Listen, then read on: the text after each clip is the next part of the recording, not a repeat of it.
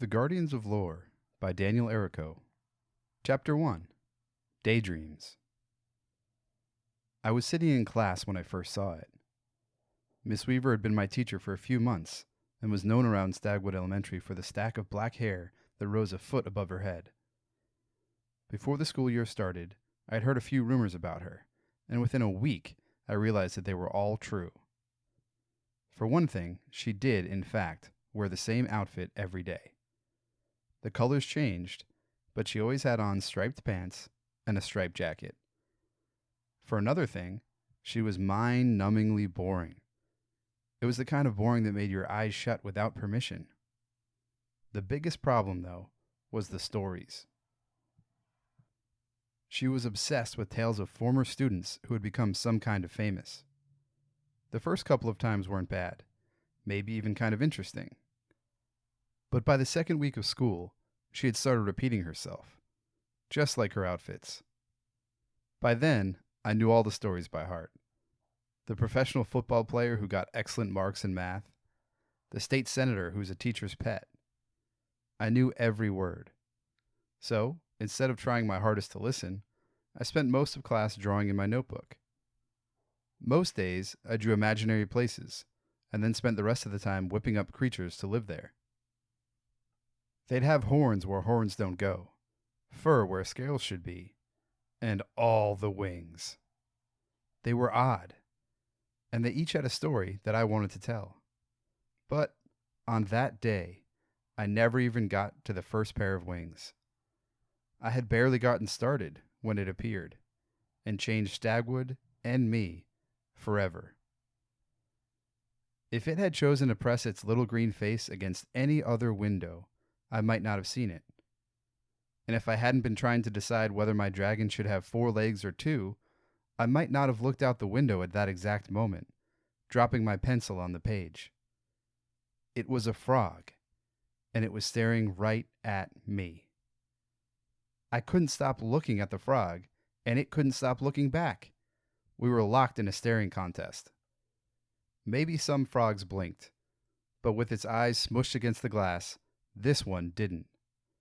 Stagwood Forest was just beyond the schoolyard, and it was riddled with frogs, but they always avoided people. I knew right away, in a way that I could think better than I could say, that this frog was different.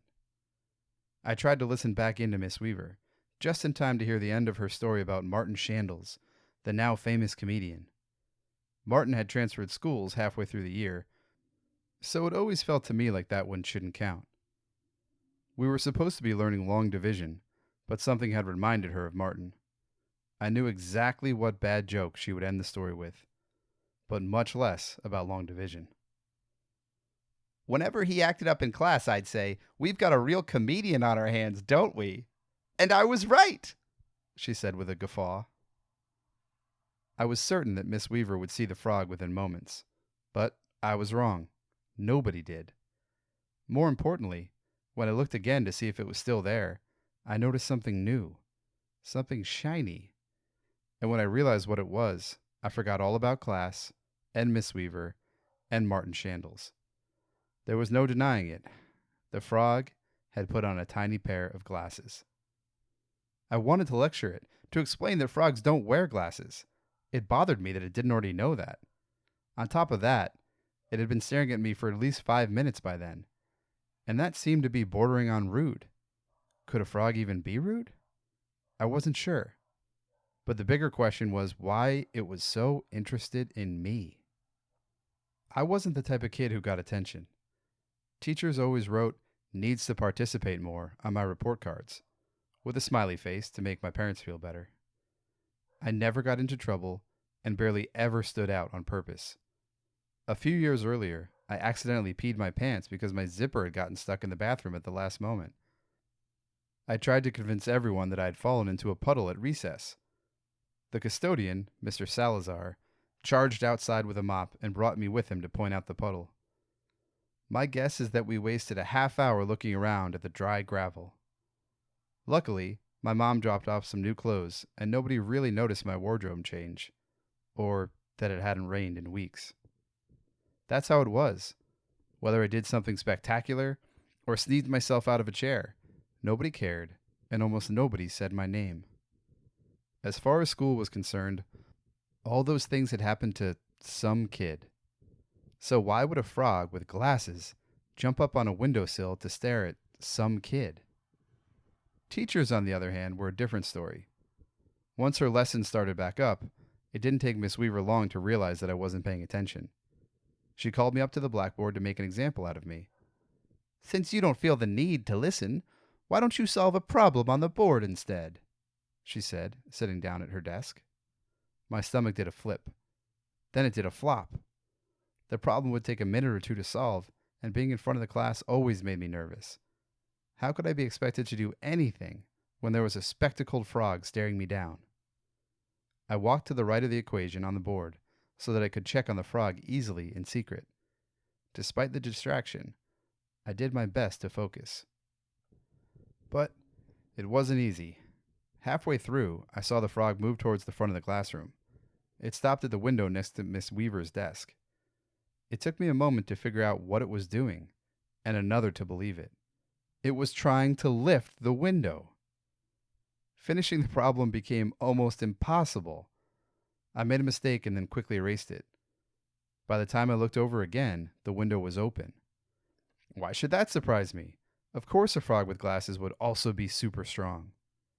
The window was only open an inch, but that was enough for it to slip through. I dropped the chalk, and some of my classmates laughed. Bending down to pick it up, I tried convincing myself that when I stood back up, the frog would be gone. It's not there. I just think it's there. When I straightened up, the frog was sitting on Miss Weaver's left shoulder. This was a brave frog. Her head blocked the class from seeing it, and I realized that I was still the only one who could. Either the frog was real or my imagination had outdone itself. It wasn't all that surprising that Miss Weaver didn't feel it there, because the shoulder pads inside her orange striped jacket were large and fluffy. I had heard that she rested her head on them like pillows during her breaks. I tried to remind myself of the situation. There was a frog sitting on Miss Weaver's shoulder, and nobody else knew it. And I was supposed to be doing math. Now that it was closer, I could see the frog better. It didn't look like some new species of frog to me. It looked like every other frog I'd seen, except for the glasses. I wondered if they made contact lenses small enough for a frog. But it wasn't the right time to worry about frog vision. That would be a job for a frog eye doctor anyway. I had daydreams all the time when I was drawing, and sometimes I got lost in them. It really was possible, I thought, that my imagination had just carried me off. I tried one last time to explain the frog away as part of an impressive daydream. I concentrated hard, finished the problem, and put the chalk down. The frog couldn't be real. I shook my head confidently. When I turned to Miss Weaver, I saw the frog look me square in the eyes and nod. A moment later, it disappeared into Miss Weaver's hair. Chapter 2. Soy. I didn't see the frog for the rest of the day. Maybe it stayed in Miss Weaver's hair, or maybe it jumped back through the window when I wasn't looking. All day long, I expected her to find it and let out a scream, but she never did. When the bell rang, I ran out of the school onto the side of the grass that had the most bushes. I had seen frogs hide in there before, but there was no sign of any. Truthfully, I wouldn't have known what to do with the frog if I had found it. Would I capture it? Would I ask it questions? If I was caught talking to a frog outside the school, I think people might finally start to remember me, but in a #don't talk to the frog kid kind of way. I liked most of the kids in my class just fine, but I was only really close with one. His name was Soy, and he was definitely, without a doubt, my best friend. Soy had kind of reddish blonde hair and a round face. He and I had been friends since preschool, and I knew that I could talk to him about anything. The downside of that was that he also felt he could talk to me about anything. Since he had 8 older brothers and 2 older sisters, his questions were always about things that I didn't understand and didn't want to. Here's how it would usually go. Soy's brothers would talk about older kid things, and then make fun of him for not getting it. He would ask me about it, and we'd look it up. It only took a few Google searches for me to get banned from using the internet with soy. The bottom line was that if I was going to tell anyone about the frog, it would be soy. I decided that our walk home would be the best chance. "Did you see anything outside today during math?" I asked Soy as we started walking. "What do you mean? On the grass?" he asked, jumping over cracks in the sidewalk. "I mean, right outside the window. Like, right up against it," I answered. "Like a person?" he asked, still hopping. Soy sat in the row farthest from the window, so it would have been possible, but still weird for someone to walk by without him noticing. "No, it's more like I saw a frog up against the window," I explained. "Awesome," he said. "Yeah, but it wasn't a normal frog. It opened the window, and it came in the classroom, and jumped on Miss Weaver's shoulder, and it jumped inside her hair," I spit out. Soy stopped jumping and looked at me. "That happened today?" he asked. "Yeah, I mean, I'm pretty sure. And when I thought I might be making it up, the frog nodded at me," I said. Soy looked confused. I thought I heard something move in the tree above us, but Soy answered before I could look. "It nodded at you? I don't even think frogs have necks, do they?" said Soy. "This one did, I guess. I mean, most frogs don't wear glasses either, but it had those too," I explained. All of a sudden, Soy seemed a couple steps further away. "The frog was wearing glasses?" he asked suspiciously. "Yes," I shot back. "Why would someone go around putting glasses on frogs?" he asked. "I don't know. Maybe it bought them on its own," I replied. Soy was standing at least 10 steps away now. "Right. Well, maybe Miss Weaver will let us look at her hair tomorrow, and we can ask the frog where it got 'em. So I think I'm just going to head back home today instead of coming over. My mom has lots of stuff for me to do. See you later," Soy said, turning to run away. "Soy!" I yelled. "Stop right there. I can prove the frog is real." "Oh yeah? How?" he asked with an eye roll. "It's sitting on your backpack," I said. Chapter 3. The Treehouse. Soy had the frog in his hands within seconds. He was always good with outdoorsy stuff like that. His mom was usually busy with his siblings, so Soy was left to play outside a lot. By 3rd grade, he had caught a pet turtle, salamander, and flying squirrel. Unfortunately, his older brothers Rick and Hank stole the squirrel and kept it in their room. Once a week they played a game where Rick threw the squirrel from the 2nd-story window, and Hank caught it mid-air with a trash can as it glided down. Soy tried to get them to stop, but they never listened. It wasn't until a particularly windy fall day that he caught a gust and flew over their heads to freedom. The frog didn't put up much of a fight. I started to wonder if it actually wanted to be caught. "Do you believe me now?" I asked. Soy peeked inside his hands, and then lifted his head with wide eyes. "Well, this frog is wearing glasses, I'll give you that." Both of our minds were racing with questions. "Let's bring it into my treehouse so we can figure this out," I said. I had built most of the treehouse in my backyard myself. My mom and dad insisted on one of them being there when I used certain tools, but that was about it. Building things always made me feel good afterwards, and I'd gotten pretty good at it. The treehouse had been done for a while, but there were still a few things I wanted to add to it before winter. When we got there, I told Soy to use the elevator. It was really just a rope with a weighted pulley system, but I called it the elevator anyway. We used it when we needed to carry things that we couldn't bring up on the ladder. I climbed up and then lowered it down for him.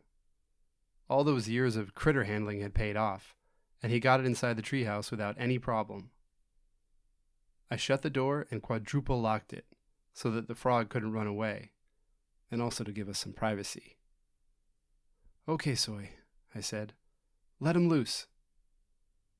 Soy lowered his hands and opened them, letting the frog hop to the floor of the treehouse.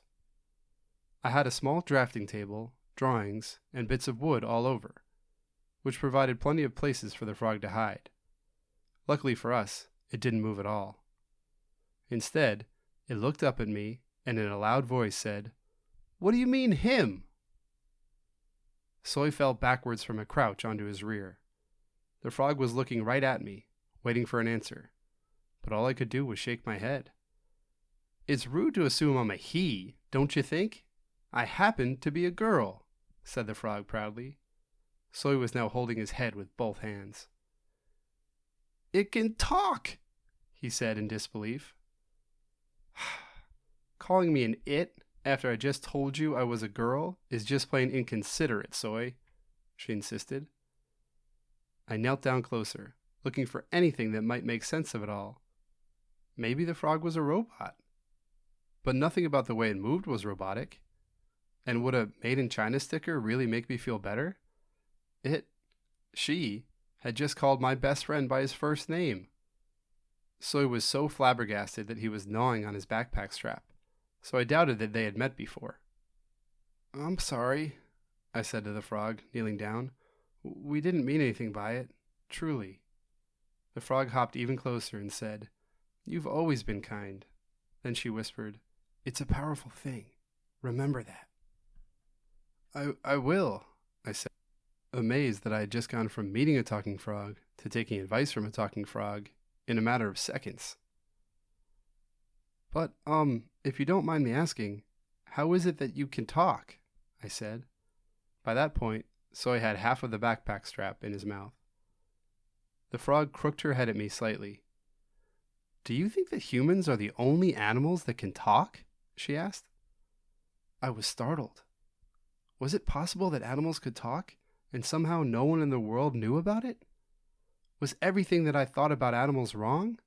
I took a seat on the floor, too. Soy spit out his strap. "That's not okay," he said. "I tell my pet iguana all of my secrets. If he can talk, I need to know who he's been talking to." The frog gave out a little laugh. Then she said, "Oh, I'm just kidding. Animals can't talk any more than humans can flap their arms and fly." I was embarrassed, but mostly relieved. "What about some kind of iguana sign language?" asked Soy, still nervous. Ignoring Soy's question, I asked the frog, "How is it that you can? Talk, I mean." "For starters, I'm not a frog," she explained. "The only reason that without any warning, there was a knock on my treehouse door." "What are you two up to in there? Why is this door closed?" asked my mom sternly. I searched my brain for an answer that didn't have the word frog in it. "Soy and I were, we were doing homework, and the breeze kept blowing our papers away," I replied. "He's a clever one," the frog whispered to Soy. I gave the frog a signal to be quiet. It may have been the first time in the history of the world that one had spoken, but for the time being, she needed to stop. If my mom heard a girl's voice, I was worried she might break through the door again. She had a habit of doing that any time something seemed suspicious. It was only a week before that she had seen the smoke from one of Soy's firecrackers and broken through 3 locks. I added the 4th the next day, but it was becoming clear to me that metal was no match for mom's strength. So, for the moment, I needed this frog's vocabulary to shrink back down to ribbit. "Well, come on inside the house. There's a man from the school board here who needs to speak with you." She lowered her voice and spoke softly into the crack of the door. "He looks pretty official. He's got a fancy suit and a shiny yellow bow tie. Don't worry, though. He told me you've done nothing wrong." "Yellow?" screeched the frog. "What was that, honey?" "Oh, I said, hello?" I lied, using the best high-pitched voice I could muster. "Honey, hello usually comes at the beginning of conversations.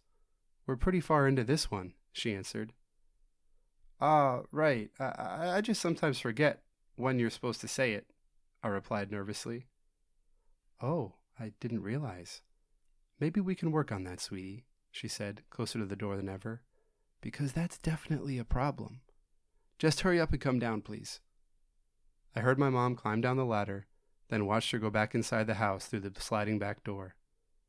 The frog jumped up onto the open treehouse window in a panic. I was amazed at how high she could jump, and knew at that moment that she could have left any time she had wanted. "Whatever you do, don't mention me," the frog whispered frantically. "I'll find you later." And with that, she jumped out the window into a bush below. Chapter 4. Tiger Lilies. I sent Soy home and told him not to say a word until we could agree on a plan. He was too frazzled to argue. Soy walked home along the path behind my house that crossed the woods to his. I had no choice but to head inside. When I slid the back door open, I saw my mom and the man in the bow tie sitting in the living room. She sat smiling by the fireplace, and he sat in the flowery love seat closest to the front door, taking up most of it with his long, skinny frame. His tall legs were bent at sharp angles to both sides, just like his elbows. My mom and the man were mid-conversation when I walked in. I saw him notice me from the corner of his eye, but he kept speaking. "They're absolutely beautiful, Mrs. Calum. I don't believe I've seen Lilium bulbiferum that vibrant before," said the man as he touched the lilies that were on the table between them. "Oh, you're too nice," said my mom with a giggle. My mom wasn't known for giggling, but flowers were one of her most favorite things in the world. She filled the house with them whenever she could. The most that my dad would say about it was that fake flowers would probably cost less. "Does your son have an appreciation for flowers as well?" the man asked, finally turning to look at me. His blonde hair was pressed firmly against the top of his head, and his pale skin looked almost wet. His grin was toothy, larger than it should be. I felt uneasy. The talking frog had been surprising, odd even, but I preferred it to him. "Ah, there you are. Come have a seat and say hello to Mr. my mother said, stopping for a moment. "What was it again?" "Ream," he finished. "And it's a pleasure to meet you, young man." "Hello," I said. "Well done," my mom whispered happily at hearing me place my hello correctly. "Mr. Ream is from the school board," she projected, "and he's here to—" Once again, she wasn't sure how to finish her sentence. "I'm here to speak with you about Miss Weaver's class. We've begun an initiative where we, the board members, speak directly with students to learn more about their experiences in the school system. We'd like to have an open dialogue between the administration and the children." "I think that's just wonderful," said my mom. She was smiling ear to ear, looking for me to agree. I gave a nod, then waited for someone else to speak. "Mrs. Calum, we've found that students tend to be more free and honest with their feelings when their parents can't hear. I assure you, I've been trained in creating an atmosphere where students can speak their mind without fear of punishment," said Mr. Ream. "I see," said my mom. She turned to me and spoke in her usual kind voice.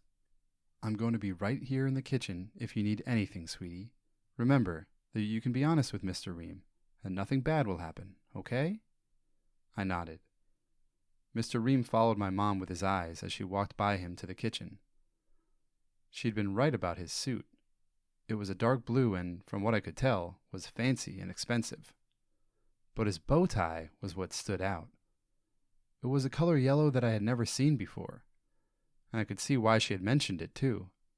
As he moved, the light reflected off it in every direction.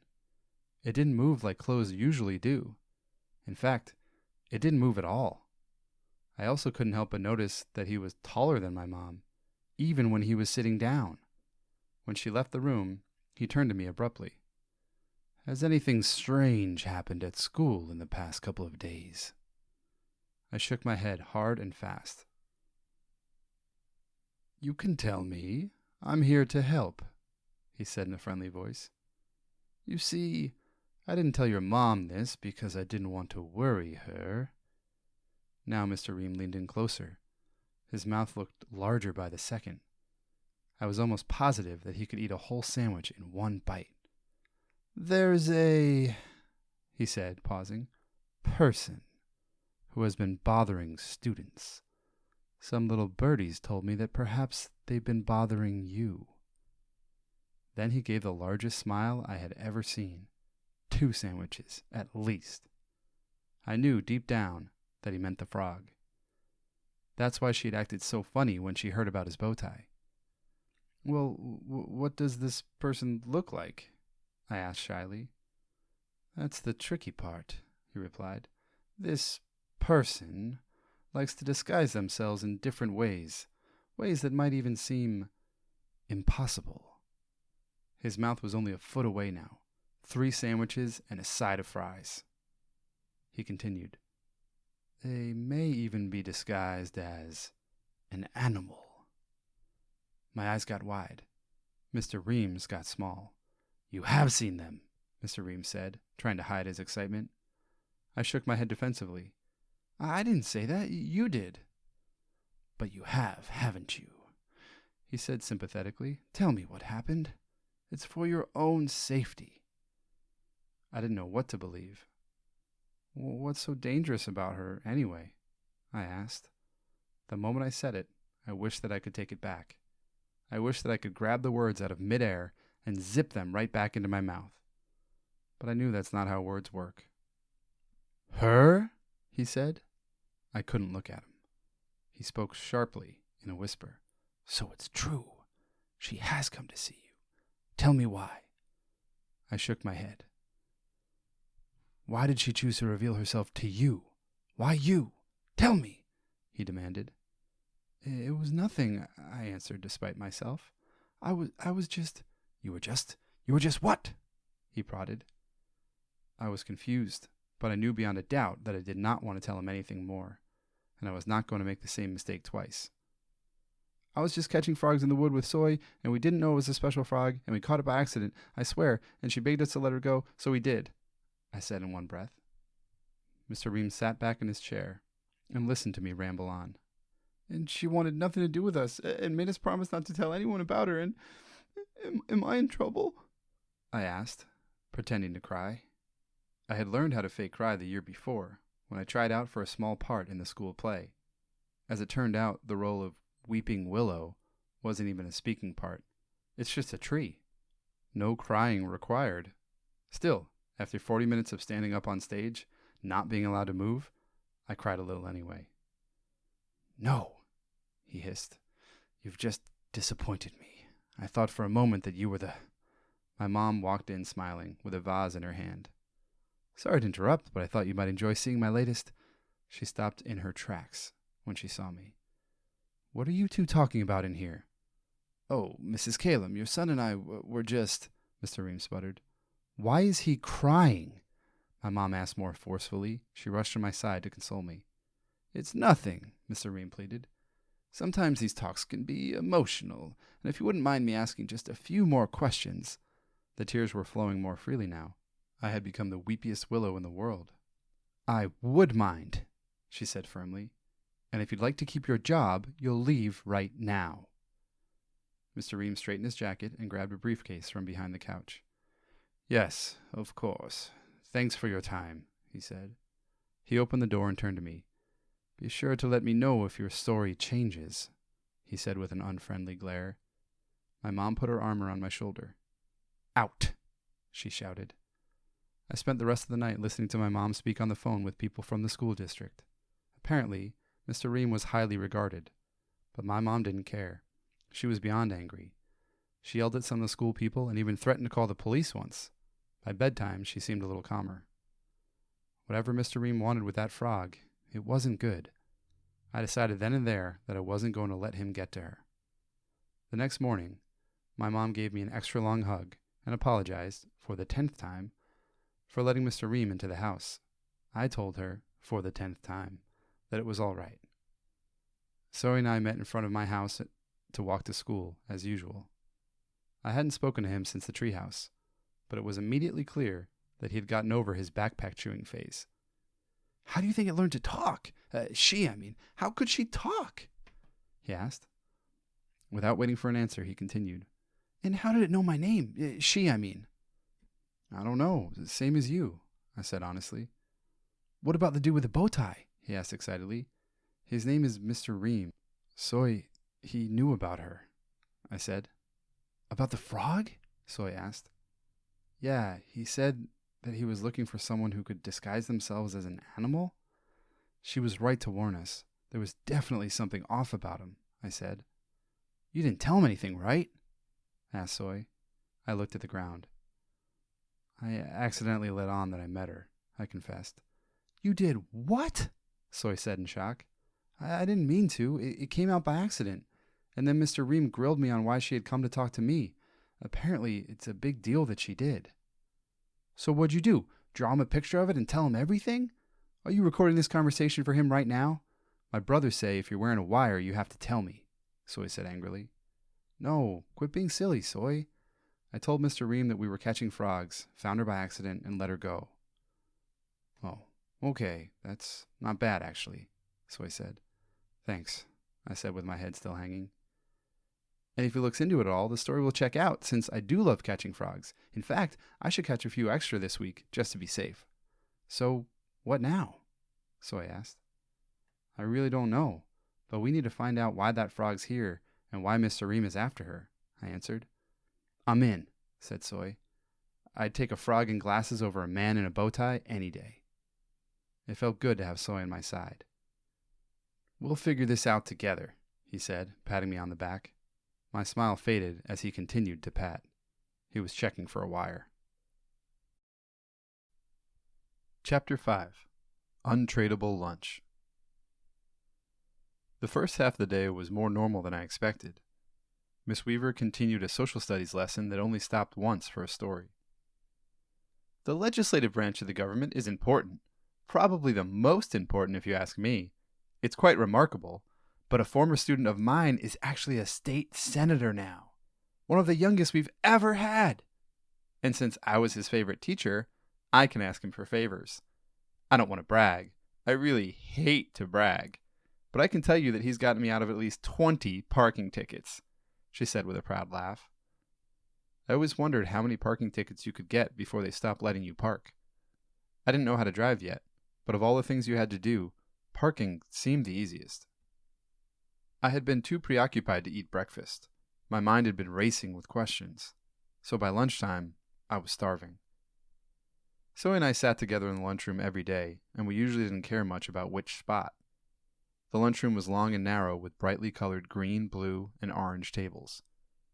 With a secret subject to discuss, Zoe and I decided to sit at the far end of the longest blue table, as close to the corner as we could get.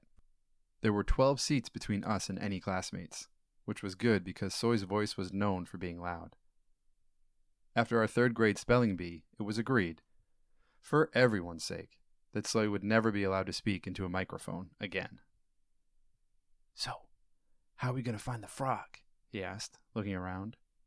I don't know. I'm not that good at finding regular frogs, I answered. Well, I've been thinking. Frogs like flies, right? Yes. I started pulling my lunch out of my bag. And they like ponds, Soy added. Yes, I said again. Well, that's something, he said. That's not a plan, though, Soy, I replied. The rest is on you. I spent all morning on that, Soy shrieked. When I reached inside my bag again, I stopped trying to think of a plan. To be honest, my mom wasn't the best at packing lunch. Every once in a while, she made one so bad that it was completely uneatable and untradable. Still, she had never given me anything slimy, never anything wet, and definitely never, ever anything that moved. There was no doubt in my mind. I was holding a frog. It had to be her. It was the only thing that made sense. Then I reminded myself that none of this truly made any sense. I tried not to panic, but I knew that I had to warn Soy from across the table, without causing a scene. The frog sat still, breathing in and out inside my hand. It's in my bag, I said through clenched teeth. What did you say to me? Soy asked with an eyebrow raised. I said, it's in my bag, I repeated. Huh? Who's seen your pig?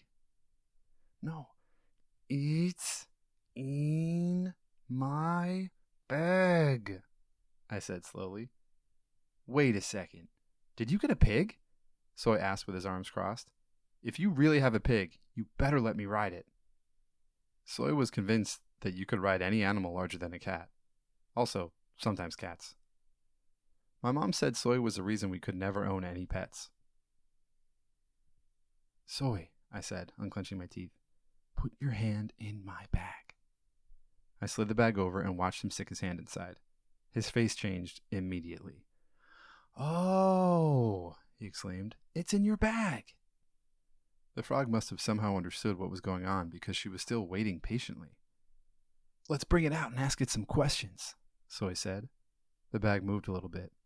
Let's bring her out, he said too loudly. Shh, we don't want anyone to hear, I whispered, trying to think of what to do next. Soy was eating make-your-own soft tacos that he'd brought from the cafeteria. They were one of his favorite lunches. He still had the ingredients for 2 more tacos, with the tortillas waiting on the side. I had an idea, but he wasn't going to be happy about it. Give me your tortillas, I said. What? Why? He said, shielding them with his arms. Soy, I'm sorry. I'm going to need your lunch. But it's soft taco day, Soy replied sadly. My 3rd favorite day of the month. Trust me, I reassured him, as he slowly slid them over. I was sure that if it was grilled cheese day or pizza day, I wouldn't have been so lucky. In a flash, I used the tortillas and our milk cartons to construct a small fort for the frog. The opening faced me, so that only I could see inside. Gently, I laid my lunch bag down nearby, showing the frog what I had built. Listen, I whispered into the bag. When I say so, jump out into the fort, okay? There was no reply, but I was pretty sure that she had heard. Soy and I checked the surroundings one more time, trying to seem casual. The kids who were sitting closest to us had gotten up to talk to the girls sitting 2 tables over. Soy looked left, then right, and gave a nod. Now, I whispered. With a quick green blur, the frog jumped from the bag to the Taco Day fort. When she turned around, I saw her glasses. It was her. She spoke loud enough for Soy and me to hear, but nobody else. Are you all right? She said. What did the man in the bow tie ask you? What did he do to you? He didn't do anything to me, but he did ask about you, I answered. Ream has been on my tail for a while now, she said, testing the tortilla wall with her leg. Frogs don't have tails, said Soy. Nobody responded, but it did make me realize something. We don't know anything about you. I don't even know your name yet, I said. You may call me Delilah, or Deli for short, she replied. Her face got much more serious, as serious as a frog's face can get. It's very important that you tell me exactly what you told Ream. Can you do that? She asked. Yes, I accidentally told him that you and I spoke. I'm sorry, I said, and meant it. That's all right, Deli said. It's not your fault. Then he asked why you came to talk to me. Why did you come to talk to me? I asked. Don't worry about that now, she said. What did you tell him? I told him that Soy and I caught you by accident in the forest, and that you were angry about it, I answered. Brilliant, she said. It probably won't hold him off for long, but it might confuse him. Then what happened? Then my mom saw that he had upset me and kicked him out straight away, I told Deli. Oh, she did wonderfully. Your mom is a strong one, you know, she said. I wanted to know how she would know that, but there were other things that I wanted to know more. Who is he? I asked. That, she said with a deep breath, is a complicated answer. He's an alien, isn't he? Asked Soy in an excited tone. No, he's not an alien, Deli replied, but in a way that didn't make Soy feel silly for asking. It made me like her a bit more. Can you tell us who he is then? I asked. Deli paused for a while before answering. He's a dragon, she said. I wasn't sure how to respond. I thought the word must mean something different than the one I knew. Technically, he's the king of the dragons, she added. Soy rolled his eyes. Thanks for clearing that up, he said. I was going to guess unicorn. Deli couldn't see his eye roll, but Soy's tone made it clear that he thought she was delusional. You mean like a dragon? I asked. Wait, maybe she meant dragonfly, interjected Soy. Like this guy Ream must be the dreaded king of the dragonflies. Deli wasn't amused. I mean dragons, she said firmly. As in fire-breathing, hard-scaled, big, not small, dragons, she rebutted. But, I said like I was breaking bad news, dragons aren't real. Deli brought one of her frog legs up to her head and smacked it. Listen to me. There are things in this world that we don't know until we do, she said. It was a good point, and it was made by a talking frog. If we were arguing in a courtroom, that would have been her Exhibit A. Okay, fair enough. But if dragons are real, then why hasn't anybody ever talked about them before? I asked. They have. You can read about them in hundreds of books, she countered. You mean like in fairy tales? Asked Soy as he raised his head above the fort, trying to peek in. Before Deli could say another word, a hand hit the table and started tapping its nails. Soy and I froze. Deli tucked herself back under the cover of the fort as far as she could go. The bell has rung, boys, said Miss Weaver. Lunch is over, and Principal Lance would like to see you. I had completely forgotten about the bell, on account of the existence of dragons. Miss Weaver was not in a good mood. She always got that way when it was her turn to chaperone the lunchroom, probably because it cut into her shoulder pad naps. We're not done with our lunches, Miss Weaver, I said as politely as I could. This looks more like playtime than lunch. I can't have you building houses out of food, she said, struggling to find a reason. Because then everyone would want to do it. Soy was nodding in agreement. It's true. I'm already jealous of yours, he admitted. Suddenly, Miss Weaver was walking away to grab one of the garbage cans at the other end of the table. Deli, I whisper shouted. She's bringing a garbage can. You gotta hide. Without a word, Deli leapt forward. A split second later, Miss Weaver turned around and dragged the trash can over to us. She used one arm to push all of our food into the can.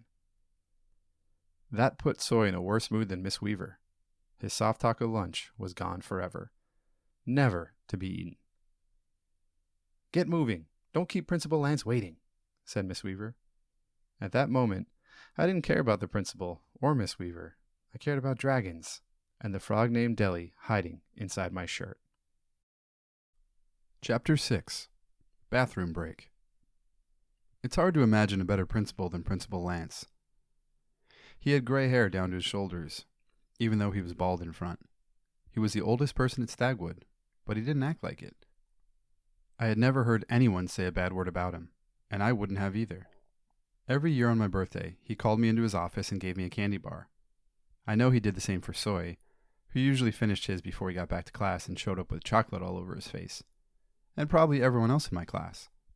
Still, he had a way of making me feel like I was more than some kid. Principal Lance's office was small and crowded, but friendly.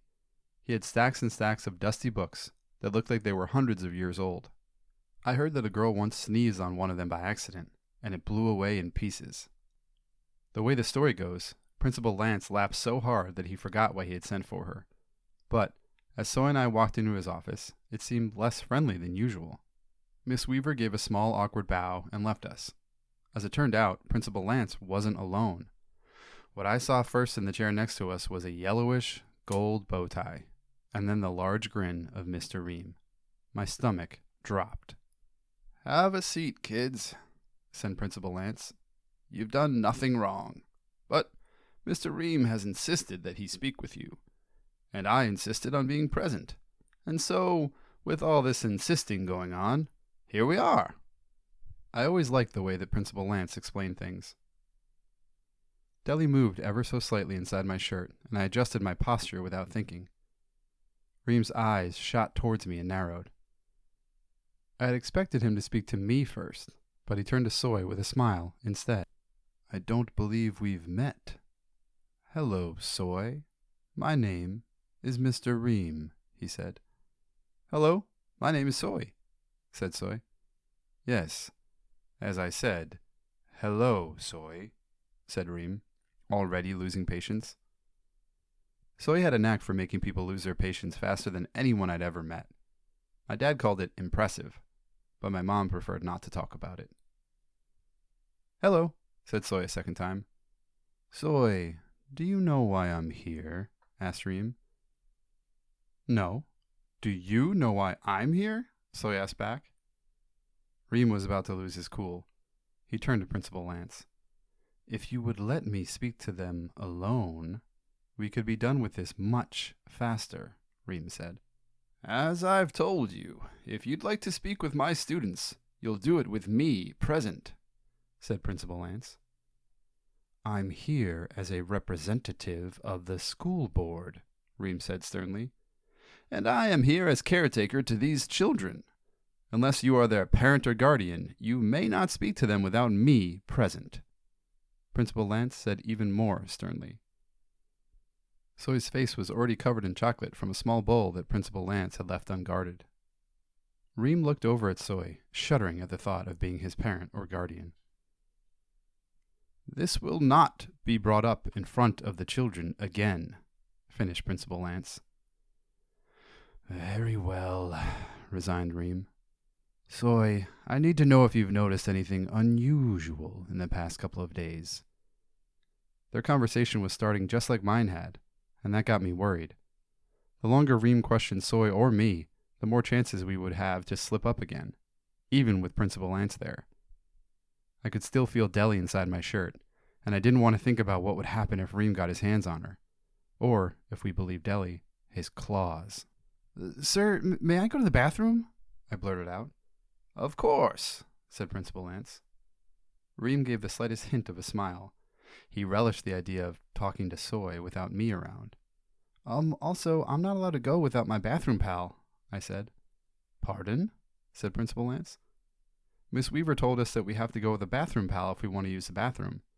I could get in a lot of trouble if she finds out that I went alone." I realized that I was learning how to think on my feet more and more since meeting Deli. It wasn't the greatest lie ever told, but I hoped it would do. "Bathroom pal? Seems a little unnecessary at your age. Bathroom buddy has a nicer ring, anyway. Well, so be it. Go on then, Soy," said Principal Lance. I nudged Soy before he could object. "Yeah," said Soy. "I'd better go with him. He always gets lost without me." Soy was the one who had walked into the girls' room by accident, not once, but twice that year already. But I wasn't about to argue with him. Not then, at least.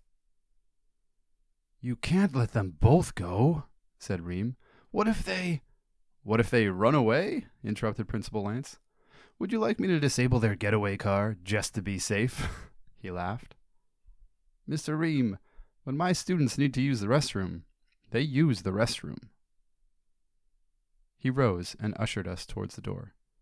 "And that goes for their bathroom pals as well," he said, giving me the tiniest wink. As we walked out, I could tell that Ream was upset, but he dared not argue against Principal Lance again. Ream knew that we were up to something, but luckily for us, he didn't know what. Not so luckily for us, neither did I. Leading us through the brightly lit hallway, I didn't stop at the nearest bathroom. Instead, I kept walking, looking down at the green tiles under my feet, wondering what to do next. "Where are we going?" Soy asked. "I'm not sure yet." We passed the library, then turned the corner and passed 2 more bathrooms, one for students and one for visitors. Either one would have done if I was actually looking for a bathroom. At the moment, the last place I wanted us to be was somewhere that Ream expected us to be. If there was a book called Dealing with Dragons, I was pretty sure chapter 1 would be, "Don't tell the dragon exactly where you're going, then corner yourself," or something like that. After turning the corner to an empty hall, I stopped. If we were going to figure this out, we'd need Deli's help. "What are we supposed to do now?" I whispered to Deli inside my shirt. "You need to get to your home," Deli answered. "It's not safe here anymore." "What's she saying?" asked Soy. "She said we need to get to my house," I told him. "What's at your house?" he asked me. "What's at my house?" I asked Deli. A mop splashed onto the floor, and my head flew up to see the custodian, Mr. Salazar, staring at me. "I sometimes talk to my belly button. Sometimes," I stammered at him. "Me too," said Soy without skipping a beat. He pulled his shirt away from his body, stuck his head down, and said, "Hey, little guy, come on out and say hi." Soy's belly button was sometimes an innie and sometimes an outie, so I wondered if this was actually a conversation that he'd had with it before. Mr. Salazar shook his head and continued mopping in the other direction. I didn't want to risk running into anyone else, so we snuck into the empty auditorium across the hall. When I got inside, I remembered that there was an exit behind the stage that would lead us straight into the woods. During play rehearsals, when the auditorium got too hot, they opened the door and let the breeze in. "No sense wasting money on air conditioning," Miss Weaver would say. She was a self-appointed director every year since she knew how to deal with stars. I was pretty familiar with the stage area. Not only had I been the first actually Weeping Willow, I had also been a stagehand. So I knew a little bit about stage too. He had tried out for the lead once, but was given the role of a crocodile instead. Despite that, he ended up being mentioned in every single review, although indirectly. Was the crocodile supposed to talk? And why did it have an accent? Were two of his favorites. Now, the stage exit was our best shot at escaping without being seen. "This way," I said, hurrying down the aisle. The set for the next play was still being built. There was a fake forest and a small hut with pieces of wood scattered all around. I hadn't paid attention to what the production was since deciding not to try out again. Soy had gotten a lifetime ban for his crocodile performance, and it wouldn't have been much fun without him. Footnote: Soy had told me that he outgrew the theater. It wasn't until I saw "banned from the theater" posters with his face on them that I found out the truth. I let Deli out onto the stage, and then Soy and I hopped up after her. The glowing red exit sign was in sight when we passed the hut, but a loud noise from the front of the auditorium stopped us in our tracks. "Get down!" yelled Deli. We crouched behind the flat wooden hut. Deli instinctively crouched too, which I thought was strange. Then I saw the terrible news for myself through a window in the hut. It was Ream, and he was being escorted down the center aisle by Mr. Salazar. "They came in here. They were acting all odd, talking to their tummies," said Mr. Salazar. I see. Thank you. That will be all," Ream said with a wave of his hand. "Who did you say you worked for again?" asked the custodian. "The school board, the one that decides your salary," replied Ream as he strode down the aisle towards us. Mr. Salazar mumbled something I couldn't hear and left the auditorium. Ream was looking down each row of the seats as he approached. When he was halfway down, he started speaking. "I know that you're in here," he said. "Is he talking to us?" whispered Soy. "We need to get out of here," said Deli. "He'll see us if we run for the exit," I said. "Okay, then. We need to find a way to make him angry," she whispered. "If he really is a dragon, is that such a good idea?" asked Soy. "It's the only way, trust me," said Deli. I looked around the set. I'd never set out to make an adult angry before, especially one that worked for the school. But this was cause for an exception. My eyes settled on a handwritten sign that I had seen many times before, attached to the switch beside us. It read, "Do not touch." "I know how," I said shakily, "but he'll need to get closer." "Not a problem," whispered Soy. Ream vaulted up onto the stage, apparently finished searching the seats. He was the tallest person I'd ever seen. If we didn't do something soon, he would find us in seconds. "I knew he was hiding something. You've been following these two for weeks now, haven't you, Delilah? Have you finally found him?" Ream asked with a villainous grin. Soy was about to ask a question, but Deli quieted him with one look. Ream was 10 feet away, right where the set began. "Whatever you're going to do it now," she whispered. I lunged to the side, tore through the warning sign, and flipped the switch. Ream turned his head towards me with a sinister snarl. There was a loud crack from above the stage. A wave of red came crashing down on Ream's head, covering him and the ground completely. I was in shock. The curtain had fallen directly on him, just as I had planned. but seeing it happen startled me. "Do you think I hurt him?" I asked. I approached the pile slowly, but Deli jumped in front. "No, we have to go now," she exclaimed. The pile began to rise from the center. It kept growing until it almost reached the ceiling. In a burst, the curtain was split in two by sharp claws. There, standing in front of us, was the King of Dragons. Chapter 7. Dragon Breath. "How dare you?" said the dragon in a booming voice. His scales were bright yellow and shiny, almost glistening. His wings expanded and blocked out the rest of the auditorium. He took a step forward, and I felt the stage shake beneath us. He was more terrifying than any dragon I had ever seen in drawings. His head alone was larger than my whole body. Ream breathed a heavy breath, and then let out a puff of steam that blew over me and Deli. Soy was still tucked down behind the hut, but I knew he felt it too. "Go!" yelled Deli as she jumped between my legs to lead the way. The three of us sprinted towards the exit door. Soy charged through first, and as Deli and I ran behind him, I felt more of the steam. This time it was much hotter. I slammed the door shut behind us, and we ran as fast as we could to the tree line. We kept running until the school was out of sight. We stumbled over logs and under branches. Soy and I both fell at least twice, but Deli seemed to weave through the trees perfectly with every jump. When we were deep in the woods, Deli finally told us that it was okay to walk for a minute. "He'll have to hide in the auditorium until he can take human form again. It takes much more effort to build a disguise than to let your true form show," she explained. "That was a dragon!" yelled Soy, catching his breath. "I don't understand what just happened," I muttered. Deli replied, "Listen, boys, I know that it's a lot to take in, but it's time that you started believing me. It will make this a lot easier." Not running anymore had helped me to calm down and think a little more clearly. "Did you know that he was going to do that? Change like that?" I asked. "I was counting on it," she said. "That was pretty risky, don't you think?" Soy asked angrily. "Especially since he would have passed right over you and gone for the main course." We found the worn dirt path that led to my neighborhood. It was quiet in the woods, except for a few birds chirping overhead and a strange whistle. "What happened when you flicked that switch?" Deli asked me. "The curtain's been broken for 2 years. Miss Weaver told Mr. Salazar to fix it, but he just put up a sign instead.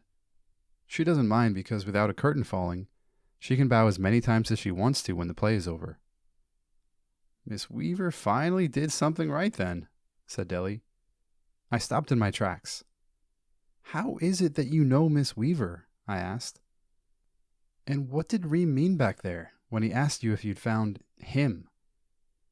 Soy stopped walking too. Deli replied, "Okay, I'll explain. But keep walking. We still need to get to your house, and it's another 5 minutes away." I almost asked how she knew that, but decided not to bother.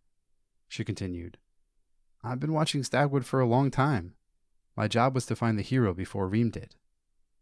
"What do you mean, the hero?" I asked. "About 12 years ago, a hero was born here in Stagwood," she answered. "I was born in Stagwood 12 years ago," said Soy.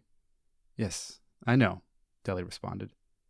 I could feel her looking at me as she spoke, but I got real interested in the colorful leaves at my feet instead. "Do you know who the hero is?" I stared harder at the fallen leaves. "We know that it's a boy," she said. "Well, duh," interrupted Soy with a proud smile. "Aren't most heroes?" "Actually, no. About 51% of heroes are female, and 5% are non-binary. The males just seem to brag a lot more about it," Deli explained with a smaller but louder smile. "Yeah, well..." Soy sometimes started a sentence without knowing how to end it. "Go on," he said. "As I mentioned, we know that he was born here in Stagwood, and we also know that it was in the summer," she answered. "Right, and I was born in June. I think we've decided that it's me," said Soy. "And when were you born?" she asked me. My stare pierced the leaves and was well on its way to the center of the earth. July, I mumbled. Guys, it's me, said Soy with a hand on my shoulder. When you're a hero, you can just feel it. For years we weren't sure who the hero was, because not much else had been written about him, Deli told us. Written? By who? I asked. Nearby, a woodpecker was knocking on a tree. I couldn't see where it was, but Deli had noticed the sound too. The fairies write down the stories, the battles between good and evil, darkness and light, and magic and sorcery are all found in the fairy tales, she said. Fairies? I asked, looking at Deli. Of course, she said. That's why they're called fairy tales. Fairies' tales. Who did you think wrote them? People, answered Soy. Deli responded. People can't write the way that fairies do. Fairies are able to be places without being seen, and to know what is happening as it happens. They are the first and true storytellers. Wait, are you saying those stories are real? I thought out loud. Yes, said Deli. As I was trying to tell you before, the creatures you've read about are real, and so are their adventures. And the hero of this story has the most important adventure of all ahead of them. So what is it that the hero has to do? I should probably know before I get started with my heroicalisms, Soy boasted. Heroics, I corrected. And this adventure sounds kind of dangerous. Deli's eyes became serious behind her glasses. Yes, he must face the gravest of foes. Soy had lost his smile. He lowered his eyes, choosing rocks to stare at instead of leaves. Foe like an evil gnome? Afraid not. More like a dragon, she replied. Soy and I looked at each other. You mean Ream? He's part of the fairy tale? I asked.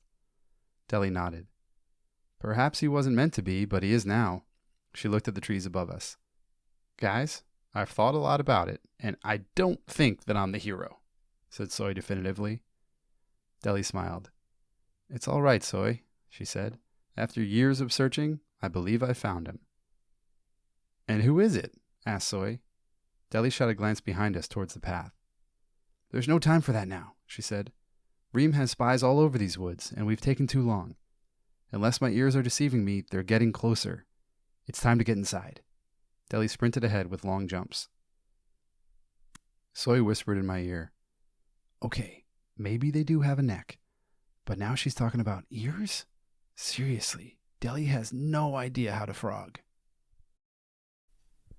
Chapter 8. Launch. We ran the rest of the way to my house, which didn't take more than a minute. Once we were inside, Soy started to make a snack from the fridge. This was despite the fact that ever since the midnight sleepover snack incident of 2012, Soy was only allowed to take food from a special drawer labeled Food Thief. My mom had woken up that fateful morning to find our kitchen in shambles.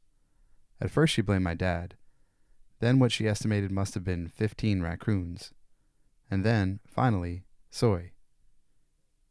He was sprawled out on a pile of containers and wrappers, and not nearly enough napkins, when my mom came in to find him. Worth it, was all he had the energy to say. Afterwards, my parents and Soy's made an arrangement to give Soy his own drawer and only stock healthy food inside. That's also the reason that I never once saw him open it. Sometimes I ate from it to help cover for him. Soy, now's not the time for food, I said, shutting the fridge. No, it's all right, said Deli. Soy, I want you to gather as much food as you can carry inside both your backpacks, and then bring them upstairs. Anything you want, okay? Soy was too shocked to speak. It was like she had just asked if he would mind testing every toy in the toy store.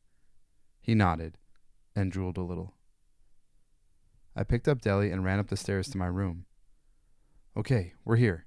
Now what? I asked. Now we get ready for liftoff, she said. Open that window as far as it will go. Got it, I said.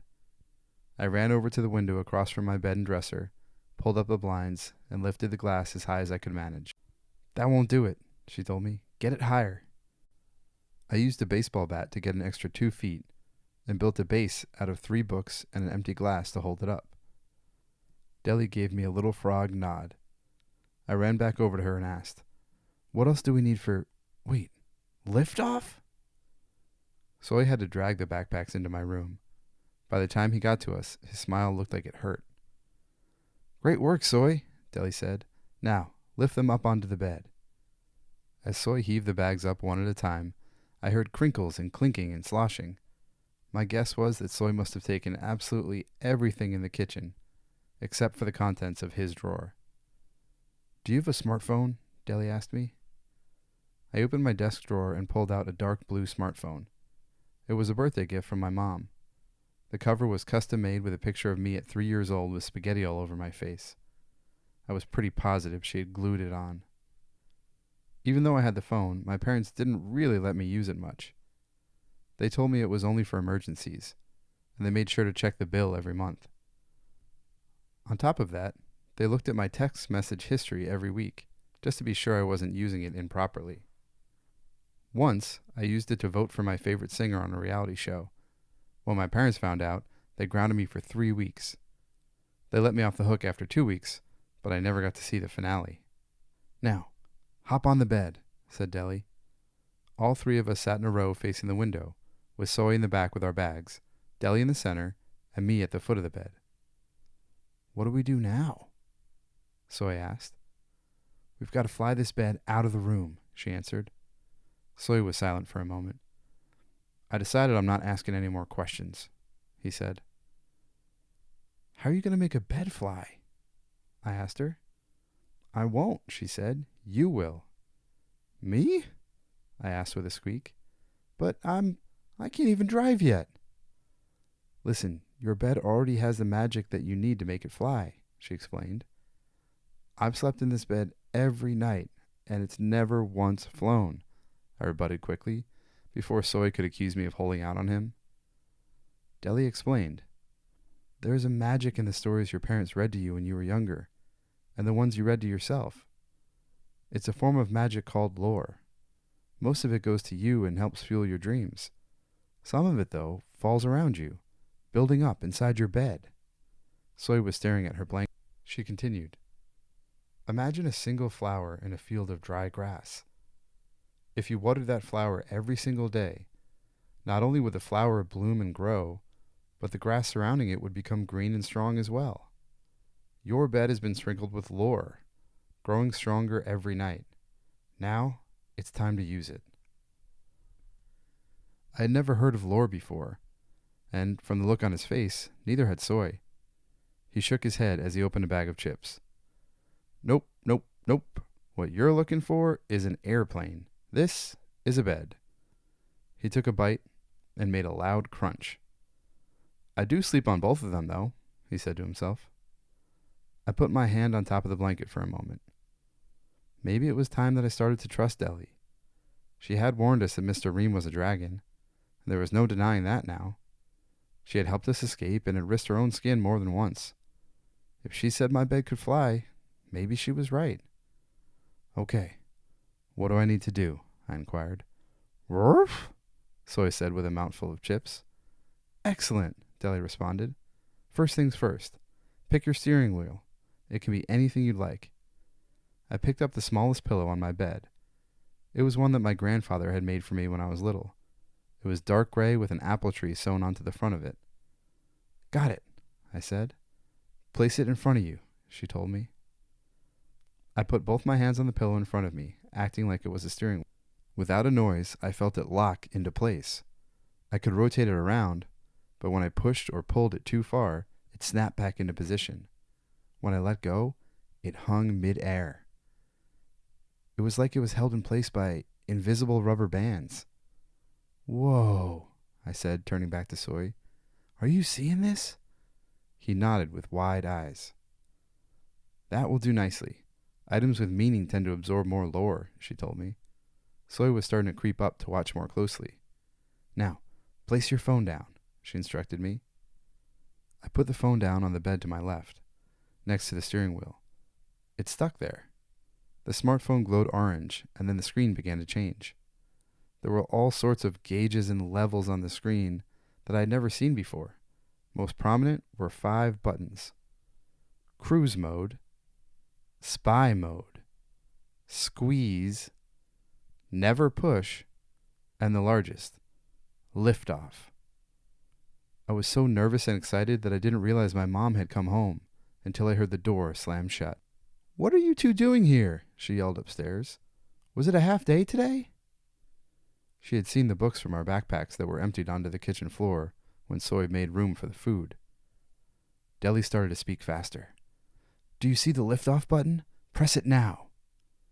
I pushed the button and the mattress immediately began to shake. And then, slowly, it lifted itself up into the air. It was only a few inches off of the frame when it stopped shaking and hovered smoothly. My face gave way to an involuntary smile. Of all the things I had seen and experienced that day, this was the most amazing. We were flying.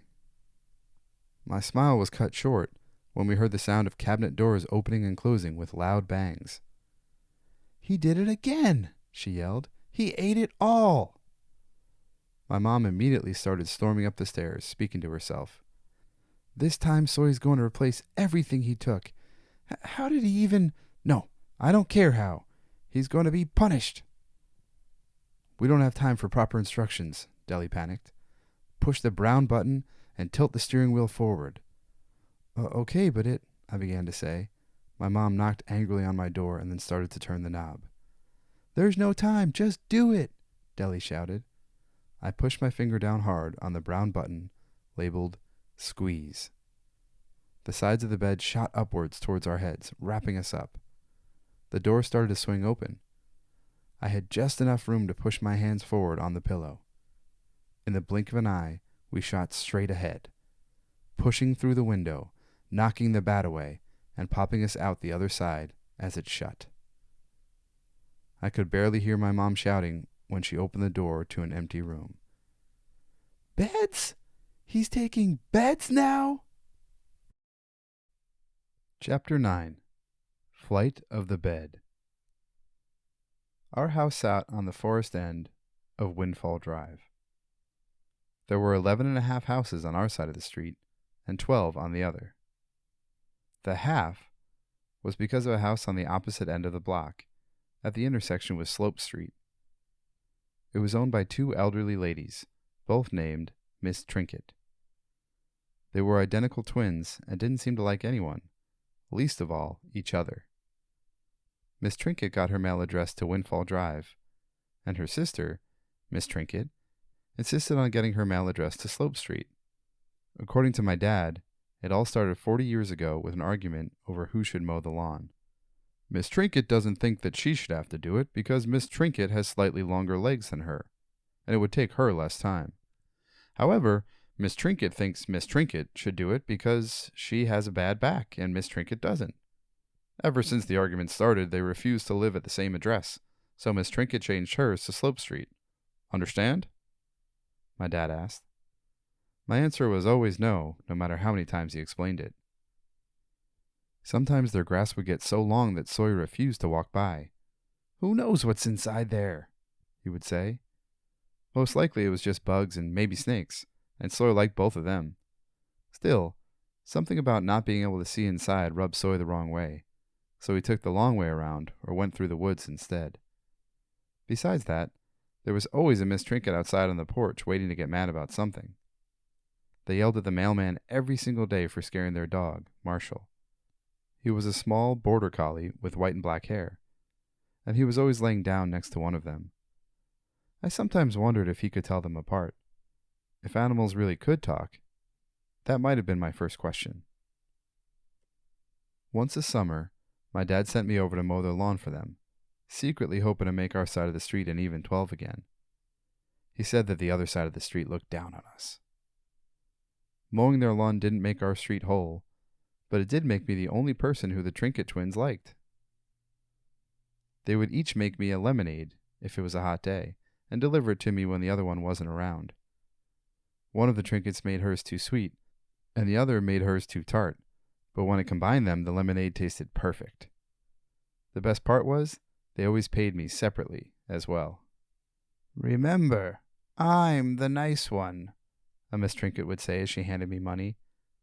2 minutes later, the other Miss Trinket would say the same thing and hand me the same amount of money. I decided that they were both the nice one, partly because it was true, but mostly because I had no way of picking. Flying on my bed, we rocketed down the middle of Windfall Drive, past 12 houses to our left, and 11.5 to our right. Luckily for us, there was only one person outside that day, and it was a Miss Trinket, with Marshall by her side. She was sitting on her porch, looking out over a foot of grass, with a lemonade in her hand, either too sweet or too tart. Marshall lifted his head and wagged his tail as he looked up. Miss Trinket gave me a friendly smile and a wave as we zipped by her. I waved back as best I could from the smushed bed. She put a finger over her mouth to tell me that she knew how to keep a secret, and gave a wink. Say what you will about a Miss Trinket, but they're a pretty good person to have on your side when you're flying down the street on a magic bed and don't want it getting back to your mom. Flying was like nothing I'd ever felt before. It was like being on a roller coaster that jumped its tracks and decided to explore. My excitement changed to worry when I spotted the bookstore getting closer and closer. I'd forgotten that my street ended abruptly at Finnegan's Books, and we were running out of road. It looked like a house, but it was 1 story taller than all the others. "Press the button again!" shouted Deli from behind me. I found the smartphone, at eye level now, but it was too close to my face to see. I shimmied and nudged my elbows until I could just make out the words. The brown button now read, "Flop back." There wasn't a second to spare as I pushed it. The mattress flattened out in an instant. I lifted the pillow steering wheel slightly, now that it was moving more easily, and we shot up higher. The bookstore was passing safely below us when Soy spoke. "How are you so good at steering?" he asked me. "I don't know," I said, looking back. "I'm just doing what feels right." Deli seemed to be smiling, but it can be hard to tell sometimes with frogs. The sky was clear blue as far as I could see. I saw the wind blowing crumbs off of Soy's shirt. We were flying faster and higher by the second. "Keep climbing," said Deli. I steered the bed upward until I could see all of Stagwood Forest below us. To the west, it thinned out and faded into the slope of Salt Ridge Hills. The forest was thicker to our right, where it spread out until hitting Merrywater Creek. I decided to test out the bed a little more. Better to learn how to fly it when there was nothing else around. I turned the pillow to the right, and the whole bed started to fly right. I turned the pillow slightly left, and we shifted back. When I pushed forward, the bed sped up and the wind blew through my hair, making my cheeks flap. I pulled towards me and we slowed down, which made the bed begin to dip. Lifting and pushing forward, we floated right back up. I was so intent on learning that I barely felt the tap on my shoulder. When I turned around, I saw that Soy's face had turned green, and it looked like he was about to throw up. "I'm starting to get car sick," he said. "This isn't a car," reminded Deli. Soy didn't have time for a rebuttal. He got sick over the side of the bed. I concentrated on keeping the bed straight from then on. "You okay?" I shouted so he could hear me over his vomiting.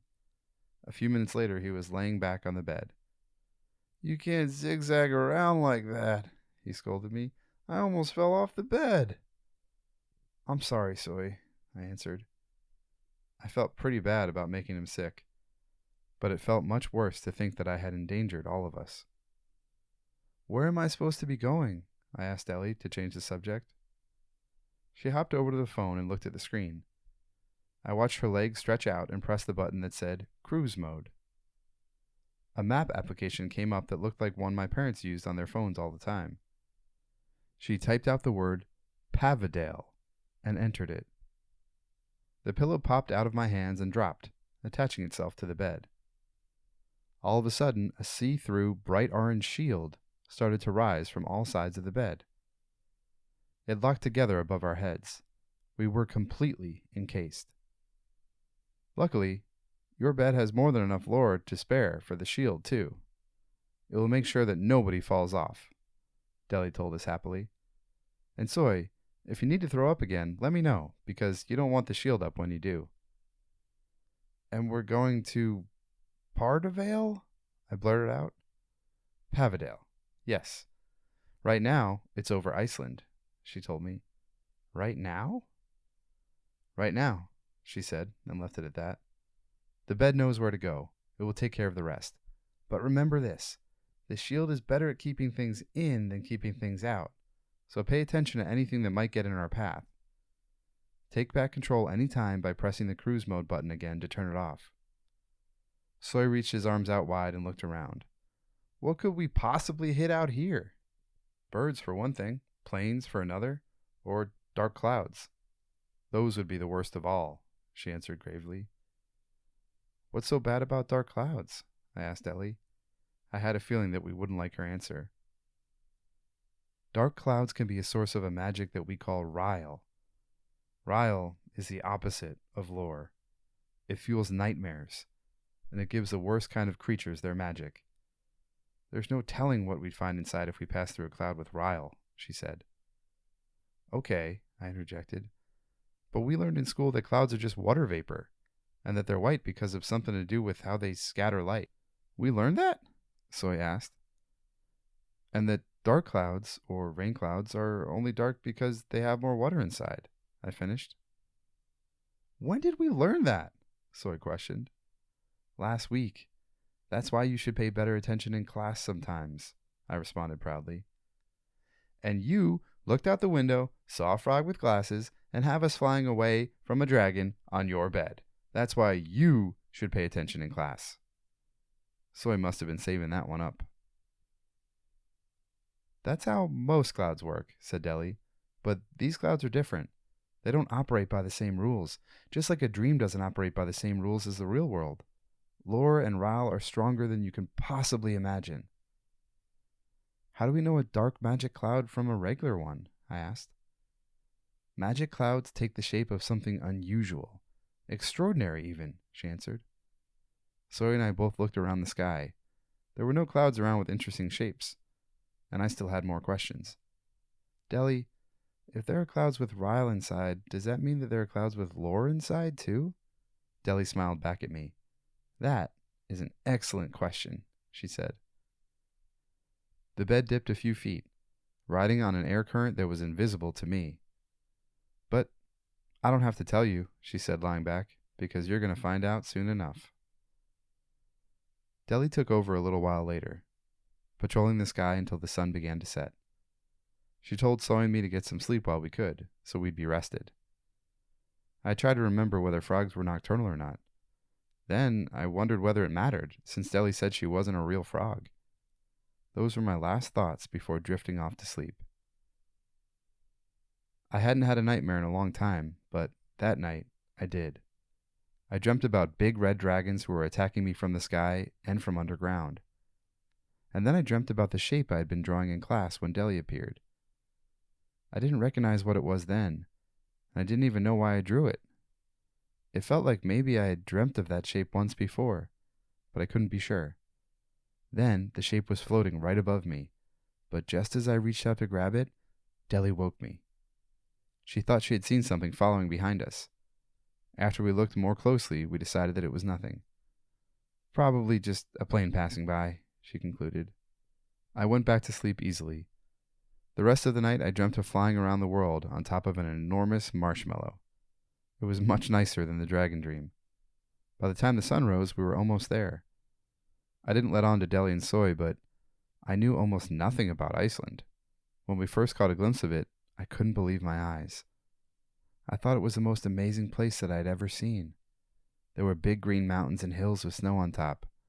We flew over huge lakes and waterfalls cut into the sides of rocks. And the air smelled nicer than any air from back home. This reminds me of Scotland, Soy said. You've been to Scotland? I asked him. Yep, my whole family went when I was a baby, he replied proudly. How can you possibly remember it then? I can't remember a thing about being a baby, I said. He put a hand on my shoulder and said, Some babies are smarter than others. I took my position at the head of the bed, and Deli jumped up beside me. Press the cruise mode button again, she commanded. Right after I pressed it, the bed started to shake. The orange shield receded slowly, and I felt the temperature drop. The pillow popped up into my hands, and I grabbed it, doing my best to steady the bed. Deli pointed to a large cloud which was now directly in front of us. I noticed that it was an odd shape, long in the body but still thick, and there was a wisp of cloud coming out of the top. Soy recognized it before I did. "It's a whale!" he shouted. I steered the bed upward, heading for the tail. We followed the curve and headed up the back. I had underestimated how fast we were going, and we passed right over most of the body in a few seconds. We were almost at the head when Deli yelled, "Drop us down!" I pulled down hard on the pillow, and we broke through the top edge of the cloud, just a little past the blowhole. There was a flash of white, and I felt a cool, wet breeze. A split second later, I felt warm, like it was a spring day. The white surrounding us turned to open space, and I realized that this cloud was hollow. I looked down and saw green, speckled with small squares, and there were shapes moving around in between them on tan lines. There was also a blue circle. My brain searched, trying to match what I was seeing with everything I knew about clouds. But it was somewhere else in my head that I found the answer. What I saw reminded me of a map. I was looking at a village. We were falling faster and longer than I'd ever fallen before. My stomach felt like it was inside my throat. I tried yanking up on the pillow, but it was not responding to my touch. It felt like there was something stronger controlling it. As we got closer to the bottom, lights flew up from below us and began whizzing by the bed. "Do something!" yelled Soy.